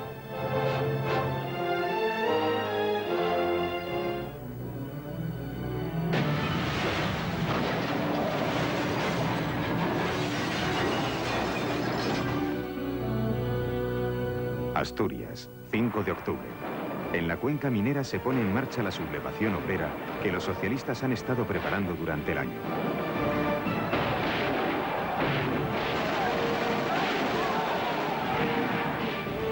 Los revolucionarios asturianos asaltan los cuarteles de la Guardia Civil, del Ejército y de la Policía y se apoderan de sus armas. Cargados de dinamita, toman Oviedo, coreando la consigna UHP, Uníos, hermanos proletarios. Asturias es el único lugar donde la izquierda, incluidos los anarquistas, se han unido para la insurrección que de momento ha triunfado.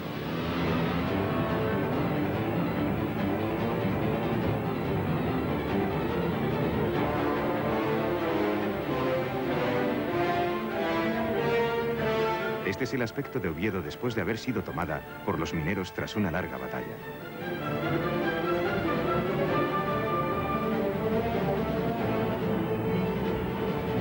Barcelona, 6 de octubre.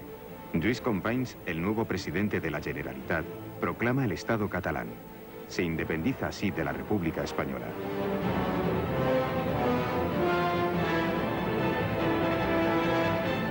La insurrección catalana, que no cuenta con el respaldo de los anarquistas, es aplastada por el ejército. Se producen más de 40 muertos. El gobierno suspende temporalmente el estatuto y encarcela a su presidente. La insurrección fracasa en el resto de España, incluida la capital, Madrid. Sin embargo, la llama revolucionaria sigue encendida en Asturias. El gobierno declara el estado de guerra y encarga al general Francisco Franco la dirección de las operaciones contra los sublevados. Franco manda a Asturias por mar a la Legión y a los regulares, y por tierra a tropas procedentes de Galicia. La lucha dura casi 2 semanas y es de una extrema brutalidad.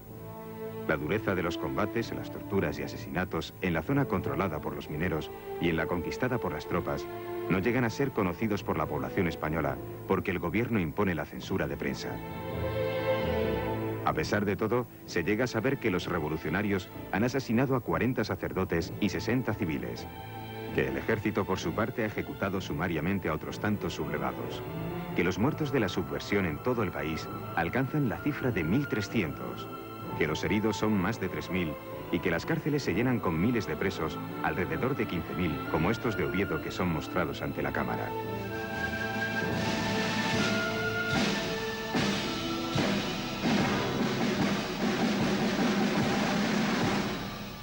Con la Revolución de Octubre se abre un abismo entre las dos Españas que no hará sino aumentar.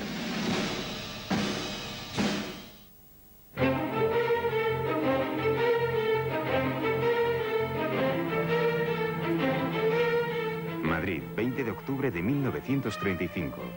200.000 personas llegadas de toda España se dirigen hacia el campo de Comillas, donde Manuel Azaña va a dar un mitin. Ha pasado un año desde la Revolución de Octubre y la izquierda ya se ha recuperado de su derrota. Azaña pide el entendimiento entre los partidos de izquierda para hacer el último esfuerzo por rescatar la República de manos de la derecha.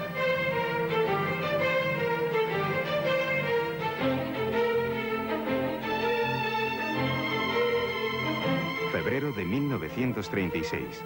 El gobierno de coalición de centroderecha cae y se convocan nuevas elecciones.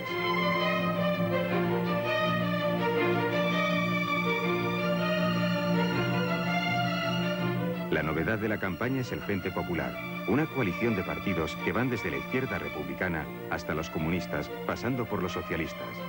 Su campaña electoral se apoya en la petición de amnistía para los presos de la Revolución de Octubre.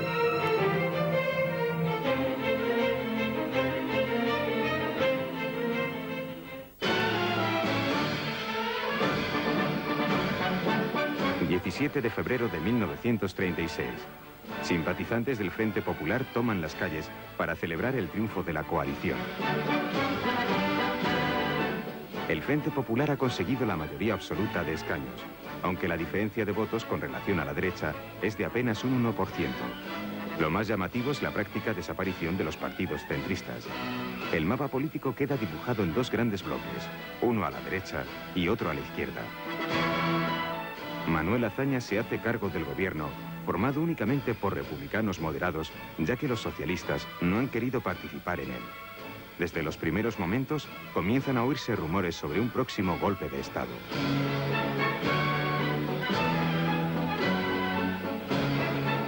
Una de las primeras medidas del nuevo gobierno es decretar la amnistía para los presos. Otra es trasladar a los generales Franco y Mola a Canarias y Navarra, respectivamente.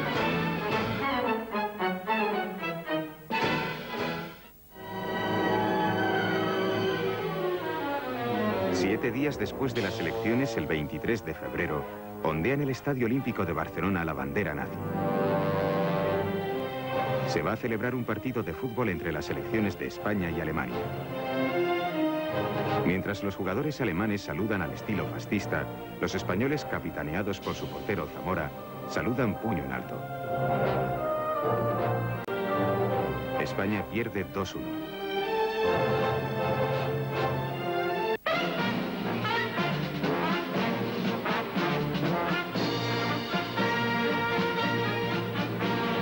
A partir de las elecciones, la radicalización de la política se hace cada vez más evidente.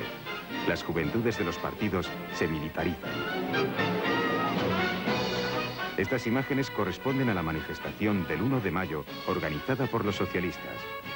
En ella desfilan las juventudes socialistas que acaban de fusionarse con las comunistas. La operación ha sido bendecida por Largo Caballero, que ahora es conocido como el Lenin español. El fervor revolucionario se respira entre estos jóvenes. Estas otras imágenes corresponden a un partido de ideología fascista de reciente creación, Falange Española, que dirige José Antonio Primo de Rivera, hijo del dictador. Aunque apenas han conseguido 50.000 votos en las últimas elecciones, están creciendo como la espuma. El enfrentamiento a tiros entre los bandos políticos deja en apenas 4 meses más de 200 cadáveres en las calles.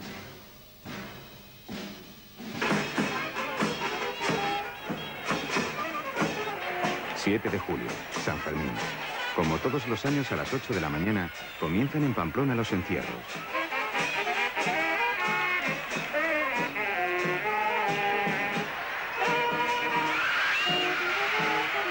También es en Pamplona donde el general Mola está ultimando los preparativos para la rebelión militar que se avecina.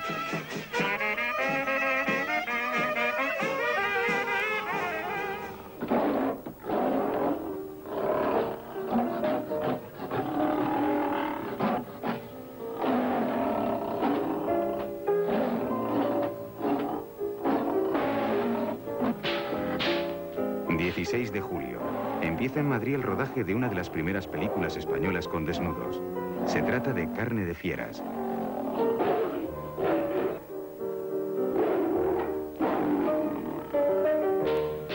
Nunca llegará a estrenarse.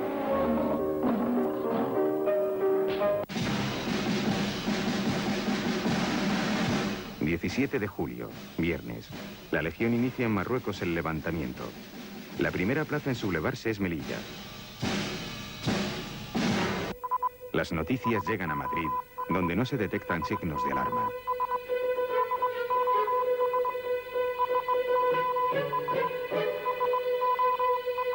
Madrid, 18 de julio, sábado. La tranquilidad durante la mañana es total, pero pronto empiezan a llegar noticias de Melilla, de Sevilla, donde los rebeldes han tomado la ciudad, y de otras partes de España, donde está triunfando el levantamiento militar. El gobierno del Frente Popular se ha reunido con carácter urgente a fin de examinar la situación creada por el alzamiento del ejército marruecos. Como protesta por la actitud facciosa de los focos del ejército rebelde, las organizaciones sindicales obreras CNT y UGT han declarado la huelga general en toda la península y han ofrecido sus contingentes de afiliados para salvaguardar la paz interior.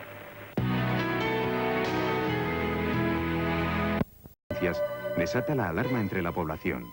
Las masas obreras se echan a la calle para pedir al gobierno que reparta armas. El gobierno, desbordado por la multitud, cede. El pueblo se arma.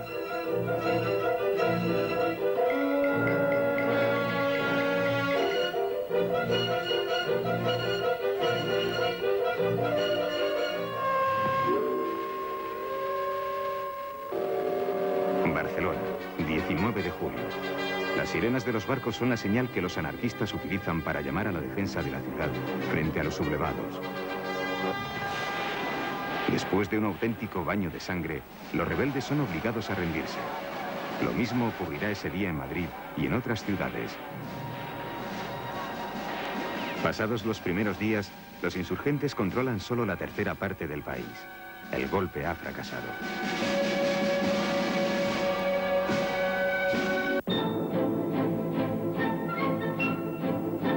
Fracasado el golpe, los generales Franco y Mola, que han dirigido las operaciones, comprenden que solo por medio de una larga guerra de conquista podrán conseguir la victoria.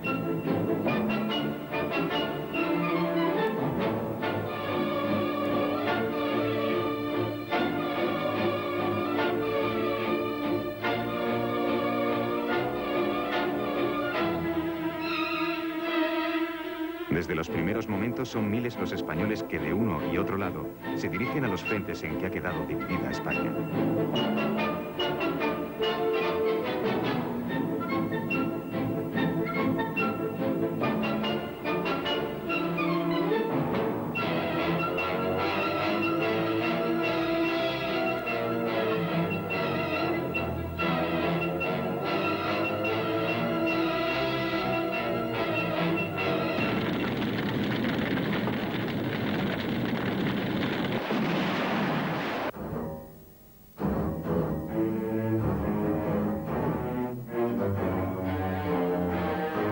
Con el fracaso del golpe, España queda desgarrada entre dos extremismos políticos. En una parte del país estalla la revolución, en el otro, la contrarrevolución. No hay terrenos intermedios.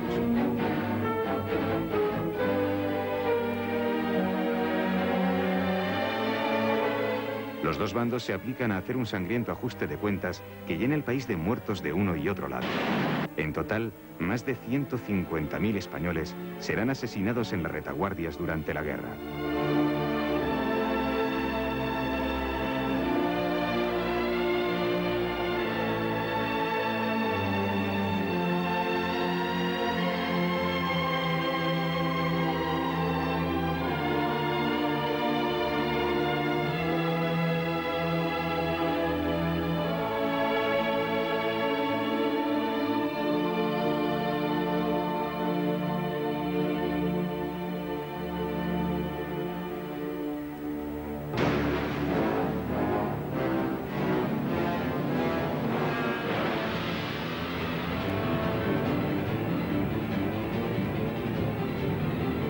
El ejército sublevado lo manda el general Francisco Franco, que ha sido designado por sus compañeros generalísimo de los ejércitos.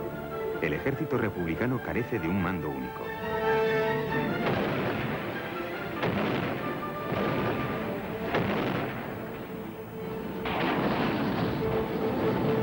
La guerra civil se convertirá en una guerra de desgaste que durará 3 largos años. Unos 140.000 soldados morirán en los campos de batalla.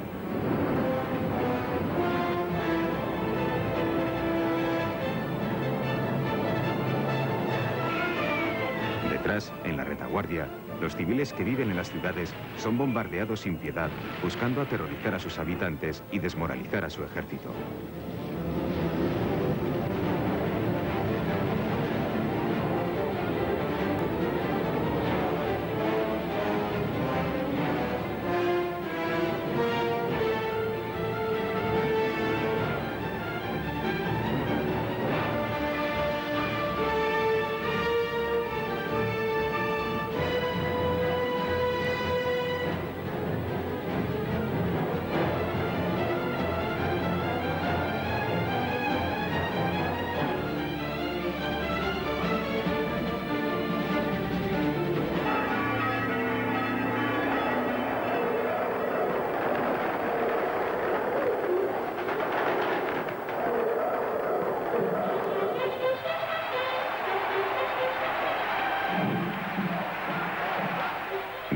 De mayo de 1939, Madrid. Este es el desfile de la victoria. Lo preside el ganador de la guerra civil, el general Francisco Franco.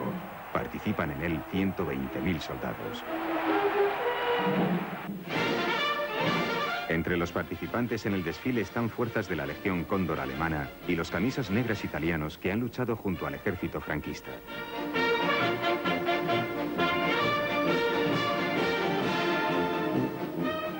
El nuevo régimen, nacido de la victoria en la guerra civil, establece un sistema de partido único resultado de la fusión de la Falange Española y los tradicionalistas. El régimen se proclama a sí mismo como totalitario. Un Estado totalitario armonizará en España el funcionamiento de todas las capacidades y energías del país, en el que dentro de la unidad nacional el trabajo, estimado como el más ineludible de los deberes, será el único exponente de la voluntad popular.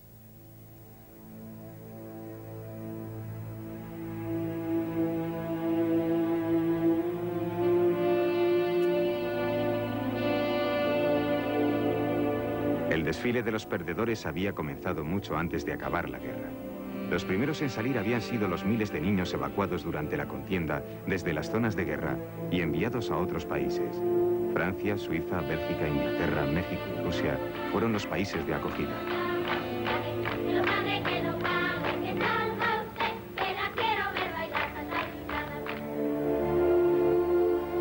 Después se produjo el éxodo civil. A medida que los republicanos iban perdiendo la guerra, más de 300.000 personas salieron del país por las fronteras que permanecían abiertas con Francia.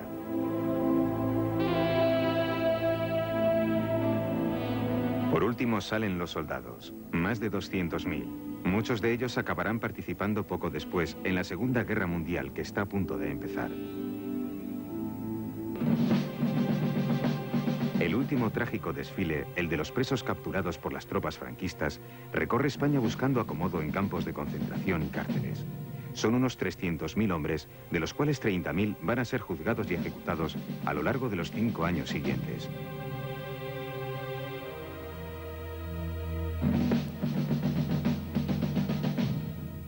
Entre los presos también hay extranjeros, miembros casi todos de la Internacional Comunista, que han luchado en las brigadas internacionales.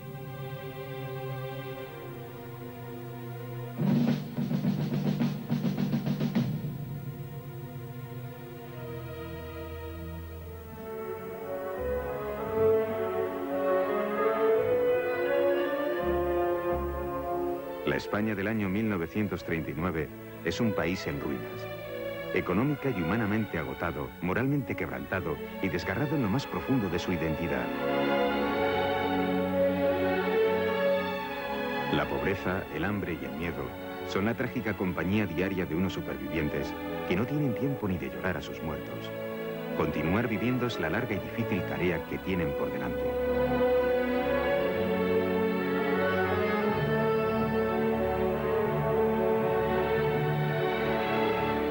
Los alimentos escasean y solo pueden ser adquiridos en mínimas cantidades mediante una cartilla de racionamiento. En España se pasa hambre.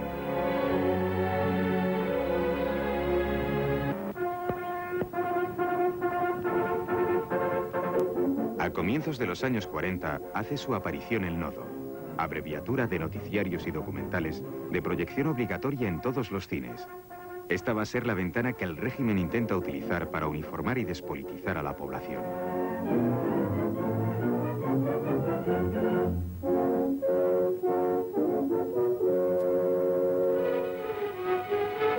En el Palacio de El Pardo, como en otro tiempo en su cuartel general, el jefe del Estado español, caudillo victorioso de nuestra guerra y de nuestra paz, reconstrucción y trabajo, se consagra a la tarea de regir y gobernar a nuestro pueblo. Siguiendo el ejemplo de Franco, todos los españoles tenemos que ver de imitarle, y lo mismo que él dedica su inteligencia y su esfuerzo, su sabiduría y prudencia de gobernante, a mantener nuestra patria dentro de los límites de una paz vigilante y honrosa, cada uno, en su esfera de acción y de trabajo, ha de seguir esta línea de conducta sirviendo lealmente la misión que le esté encomendada y que, en definitiva, redundará en beneficio de nuestra nación y de nuestro pueblo.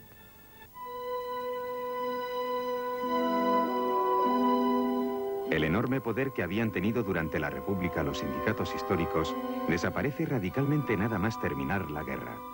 De hecho, son declarados ilegales y son sustituidos por el Sindicato Vertical, sindicato único de afiliación obligatoria.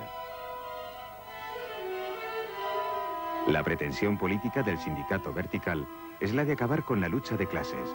Su método es el paternalismo. Los productores que integran la orquesta a 260 metros de profundidad dan una audición de música española ante más de 700 mineros, que abandonan por unos momentos las faenas de la explotación para deleitarse con este regalo de arte que les hace con feliz iniciativa cultural la Central Nacional Sindicalista.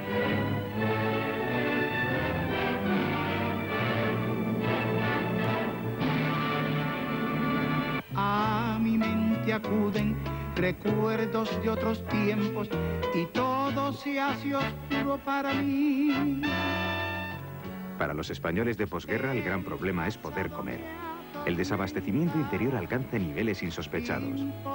La especulación y el extraperlo doblan los precios y el racionamiento de comida se endurece. El propio régimen, asustado por el cariz que están tomando las cosas, organiza una manifestación contra el extraperlo.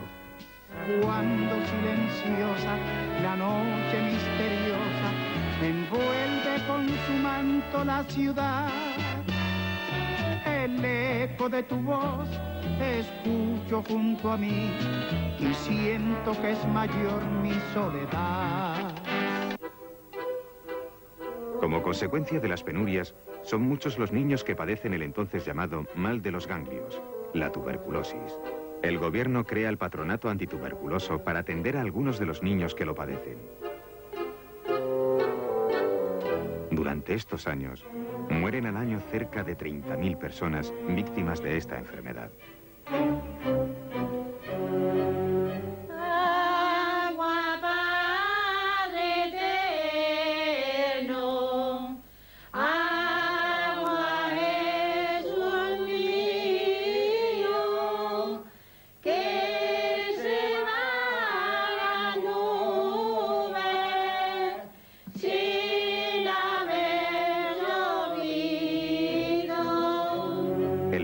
De la falta de alimentos se agrava con la sequía que devasta al campo español en los años 44, 45 y 46, los años más secos del siglo. La pertinaz sequía es la recurrente expresión en que se apoya el régimen para justificar la falta de pan.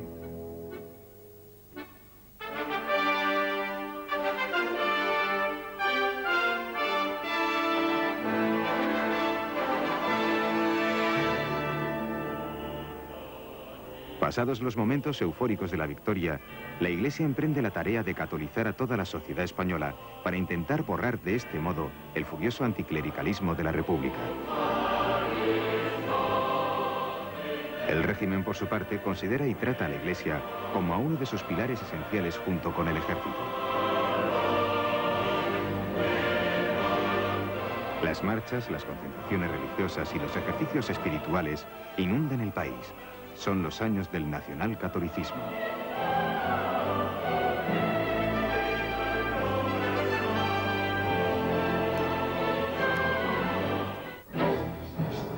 Junio de 1947. El gobierno en pleno, con el general Franco a la cabeza, esperan en el aeropuerto de Barajas la llegada de Eva Duarte de Perón. Es una visita importante para el régimen franquista. Un año atrás, en 1946, España ha quedado aislada en la escena internacional. Los vencedores de la Guerra Mundial contra el fascismo han condenado al régimen franquista y le han negado su ingreso en la ONU.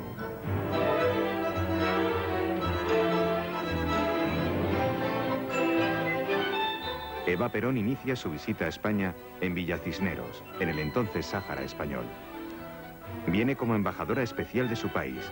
El de Argentina es el único gobierno que, rompiendo el aislamiento a que España está sometida, ayuda a nuestro país con exportaciones de trigo y carne.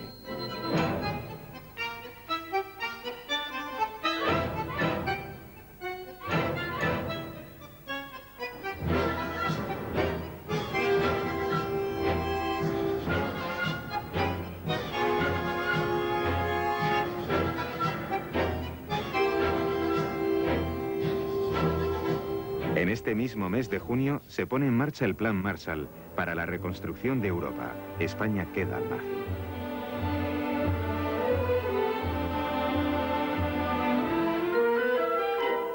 El régimen vive en los últimos años de la década de los 40 sus peores momentos.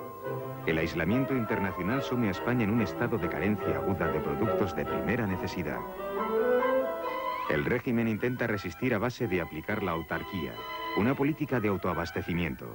Mucho ingenio le echan los ciudadanos a su vida. Este coche a pedales llamado el autopedal no necesita gasolina. Tampoco estos taxis que funcionan con baterías.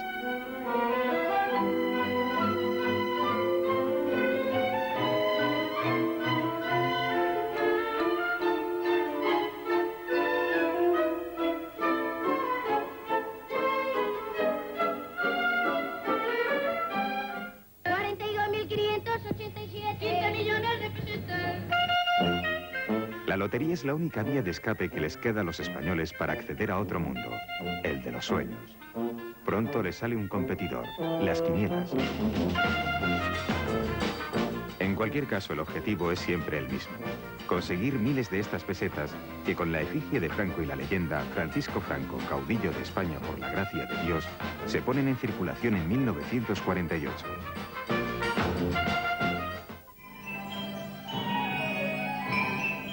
Después de la sequía viene una ola de frío. En los años 40 se dan también las temperaturas más bajas del siglo. El frío helador de esta larga posguerra hacen aún más dramático el esfuerzo de los españoles por sobrevivir a casi todo.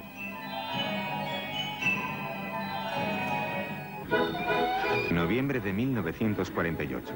En el Lusitania Express viaja hacia Madrid el príncipe don Juan Carlos, hijo primogénito de don Juan de Borbón, titular de los derechos dinásticos de la Casa Real. Franco y don Juan han acordado que don Juan Carlos venga a estudiar a España.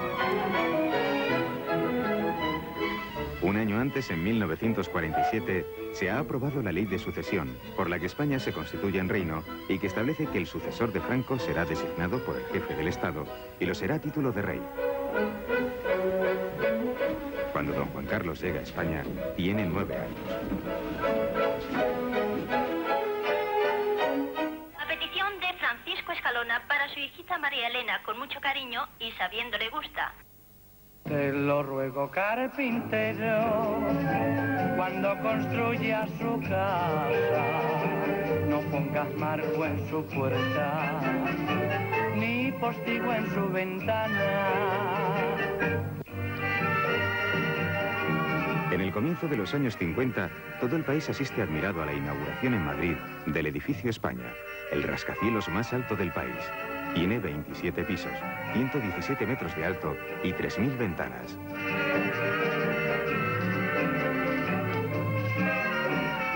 Pero la realidad del país no es esa. En 1950 el déficit de viviendas pasa del 1.000.000. El problema se agravará con la llegada de campesinos a las ciudades. Encontrar casa se convierte en esta década en el problema más acuciante. Pasen, señores, pasen, que es gratis. Diviértanse contemplando al ciudadano sin hogar. ¿Lo ven? Yo ya resolví mi problema. Confortable, ¿eh? Confortable. ¿No quieren ustedes pasar?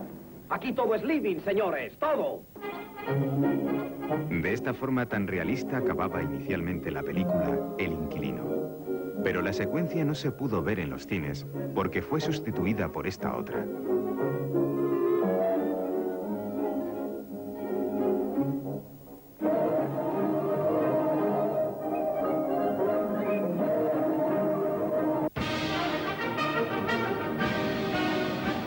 En los 50 se acaba el aislamiento internacional del régimen español.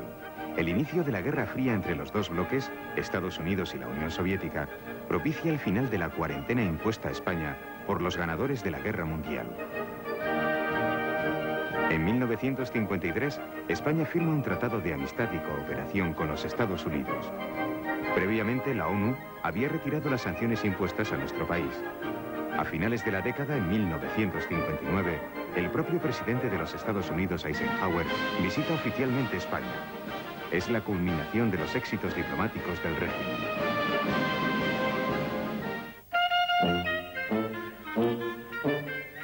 Este es el primer coche fabricado en España con licencia de la Fiat.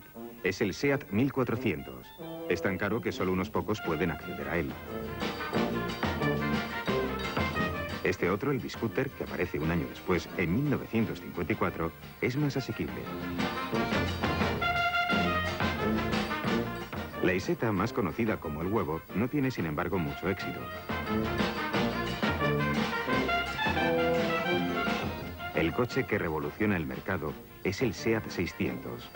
Tanto que al poco tiempo de aparecer, en 1957, la casa SEAT tiene que suspender los pedidos hasta 2 años después por exceso de demanda. El 600 supone el final de la autarquía. Es el primer signo de modernidad de un país que acaba de superar el nivel de vida que tenía antes de la guerra. Unos meses antes de que el 600 haga su aparición, el gobierno pone en marcha Televisión Española. Los españoles asisten asombrados al funcionamiento del nuevo medio de comunicación que transformará sus vidas. A través de la televisión, entrarán en los hogares españoles otras realidades distintas y mejores que las que se viven en el país.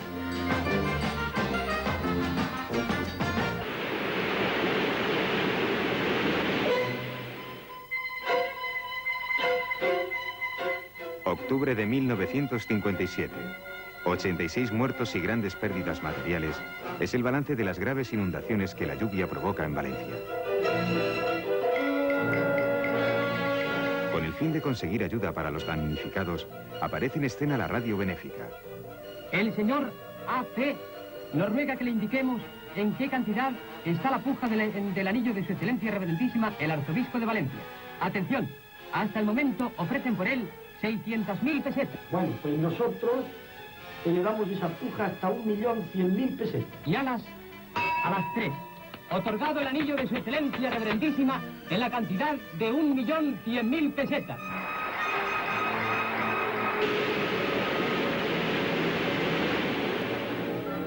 La década se despide en el 59 con la catástrofe de Ribadelago. La rotura de una presa inaugurada 2 años antes se lleva por delante al pueblo de Ribadelago con 145 de sus habitantes. 2 años después, en 1961, sucede algo similar en Sevilla. La ruptura del muro de contención del Tamarguillo causa graves inundaciones.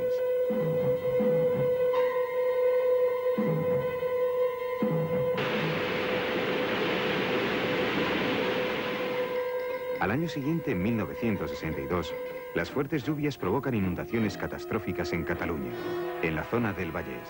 Esta vez mueren cerca de 700 personas. La solidaridad de todo el país es apabullante. Toda España se vuelca con los afectados. Cientos de seres que están aquí esperando para traer su donativo, para hacer sus aportaciones una tras otra y que llevan horas y horas esperando y muchos de ellos no han podido todavía llegar. Quiero verles y hablar con ustedes y darles las gracias por su paciencia y por su generosidad. No me lo dé a mí. Dame por aquí 1.000 pesetas, por favor.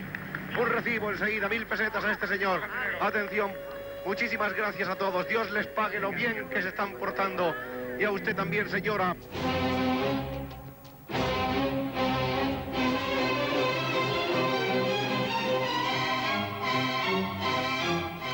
Formidables. Ustedes son formidables.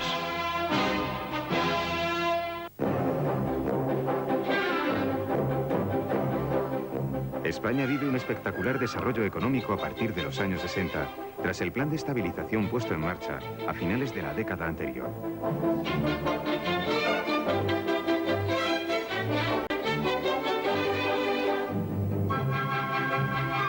La necesidad de liberalización y saneamiento de muchas empresas deja sin empleo a muchos trabajadores.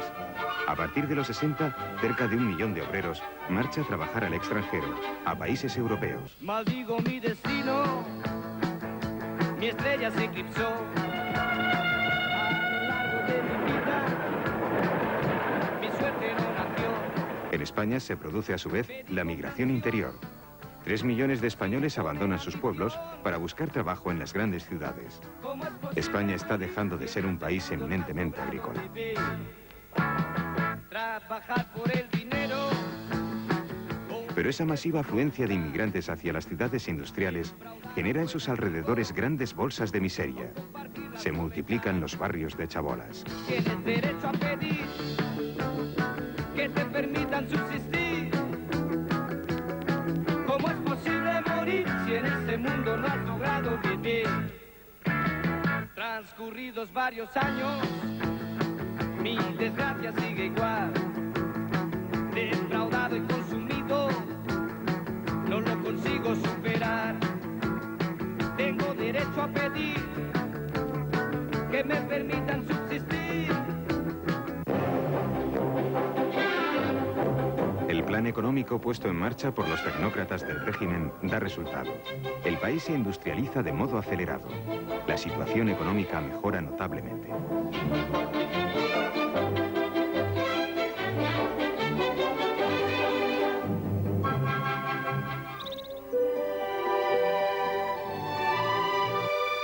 En abril de 1964 se cumplen 25 años del final de la Guerra Civil. El régimen franquista realiza una campaña de propaganda con el lema 25 años de paz. Esta vez es sobre todo la televisión el medio utilizado para resaltar los logros alcanzados por el régimen. La virtualidad política y la fertilidad histórica del 18 de julio son las claves de esa transformación operada en el soporte físico de la vida de nuestro pueblo. Los muros que disciplinan nuestros ríos, las autopistas, los embalses, los trasvases, ese parto de gigantes que no cesa en las gradas de nuestros astilleros. La España del 18 de julio tiene que ver muy poco con aquella que se decía agrícola porque no podía ser otra cosa, ni siquiera agrícola de verdad. Como final de la conmemoración, en el Estadio Bernabéu, la selección española de fútbol gana ese mismo año, 1964, la Copa de Europa de Selecciones Nacionales a Rusia. Vamos a dar por terminada esta retransmisión, pero no sin antes recoger los aplausos tributados a su excelencia el jefe del Estado español. Se renueva el grito del aplauso de alegría y de gratitud al salvador de la patria, Francisco Franco Bahamonde. 2 años después, en 1966, se cumplen los 30 años del acceso del general Franco a la jefatura del Estado. Hubiera deseado disfrutar de la vida como tantos españoles, pero el servicio de la patria embargó mis horas y ocupó mi vida, y así llevo 30 años gobernando la nave del Estado, librando a la nación de los temporales del mundo actual, pero pese a todo, aquí permanezco, al pie del cañón, con el mismo espíritu de servicio de mis años mozos, empleando lo que me quede de vida útil en vuestro servicio. Diga lo que quiera, Caséis, comunica lo que quiera, adelante. Comisaría de la estación, adelante, cambio. Hay un cartel puesto en la pared, o sea, pintado, en el que pone el pueblo unido contra la oligarquía, digo yo que será. El movimiento obrero, que no ha dejado de estar presente en estos 30 años, se hace cada vez más fuerte y se constituye en la punta de lanza de la oposición política de izquierdas que sobrevive en la clandestinidad. Es en los últimos años de la década de los 60 cuando las centrales sindicales, ilegales, consiguen debilitar al sindicato vertical. Las huelgas se multiplican. Otros nuevos frentes de oposición se le abren al régimen. El paulatino e irreversible alejamiento de la Iglesia y la cada vez más radicalizada oposición política de los estudiantes universitarios.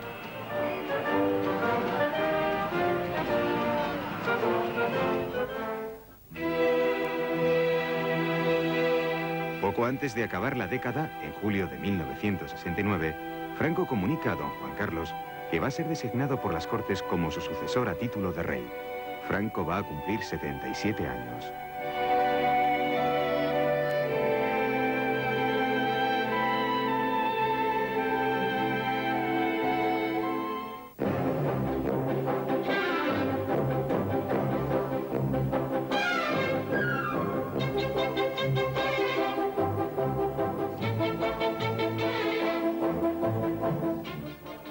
Con la llegada de los 70 y después de una década de crecimiento espectacular, España deja de ser un país subdesarrollado. Pasa de ser un país agrario a convertirse en una sociedad industrial, urbana y moderna, con unos altos niveles de bienestar y consumo. La renta per cápita supera los $1000.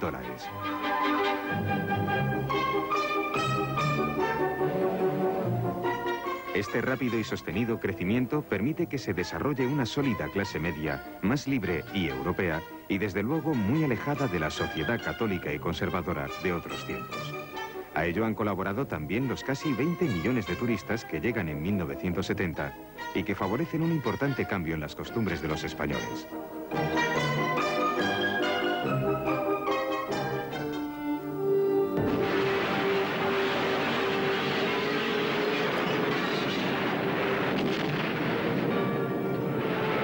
Diciembre de 1973, la banda terrorista ETA asesina al presidente de gobierno Luis Carrero Blanco. El primer presidente de gobierno que ha habido en el régimen había sido la mano derecha de Franco durante muchos años.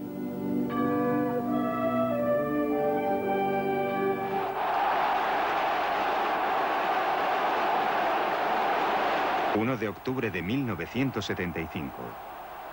Muerto Carrero, Arias Navarro es nombrado nuevo presidente de gobierno. Para entonces el franquismo, que se agota como régimen político, al mismo ritmo en que lo hace la vida de su fundador, ha logrado provocar la ira del mundo civilizado al ordenar el fusilamiento de 5 personas militantes de ETA y de la izquierda extremista. Convocados los franquistas a un acto de adhesión al régimen, estos acuden por miles a la Plaza de Oriente para mostrar su fervor a Franco. Todo lo que en España y en Europa se ha armado obedece a una conspiración masónica y izquierdista en la clase política. Esta será la última vez que los españoles le vean vivo.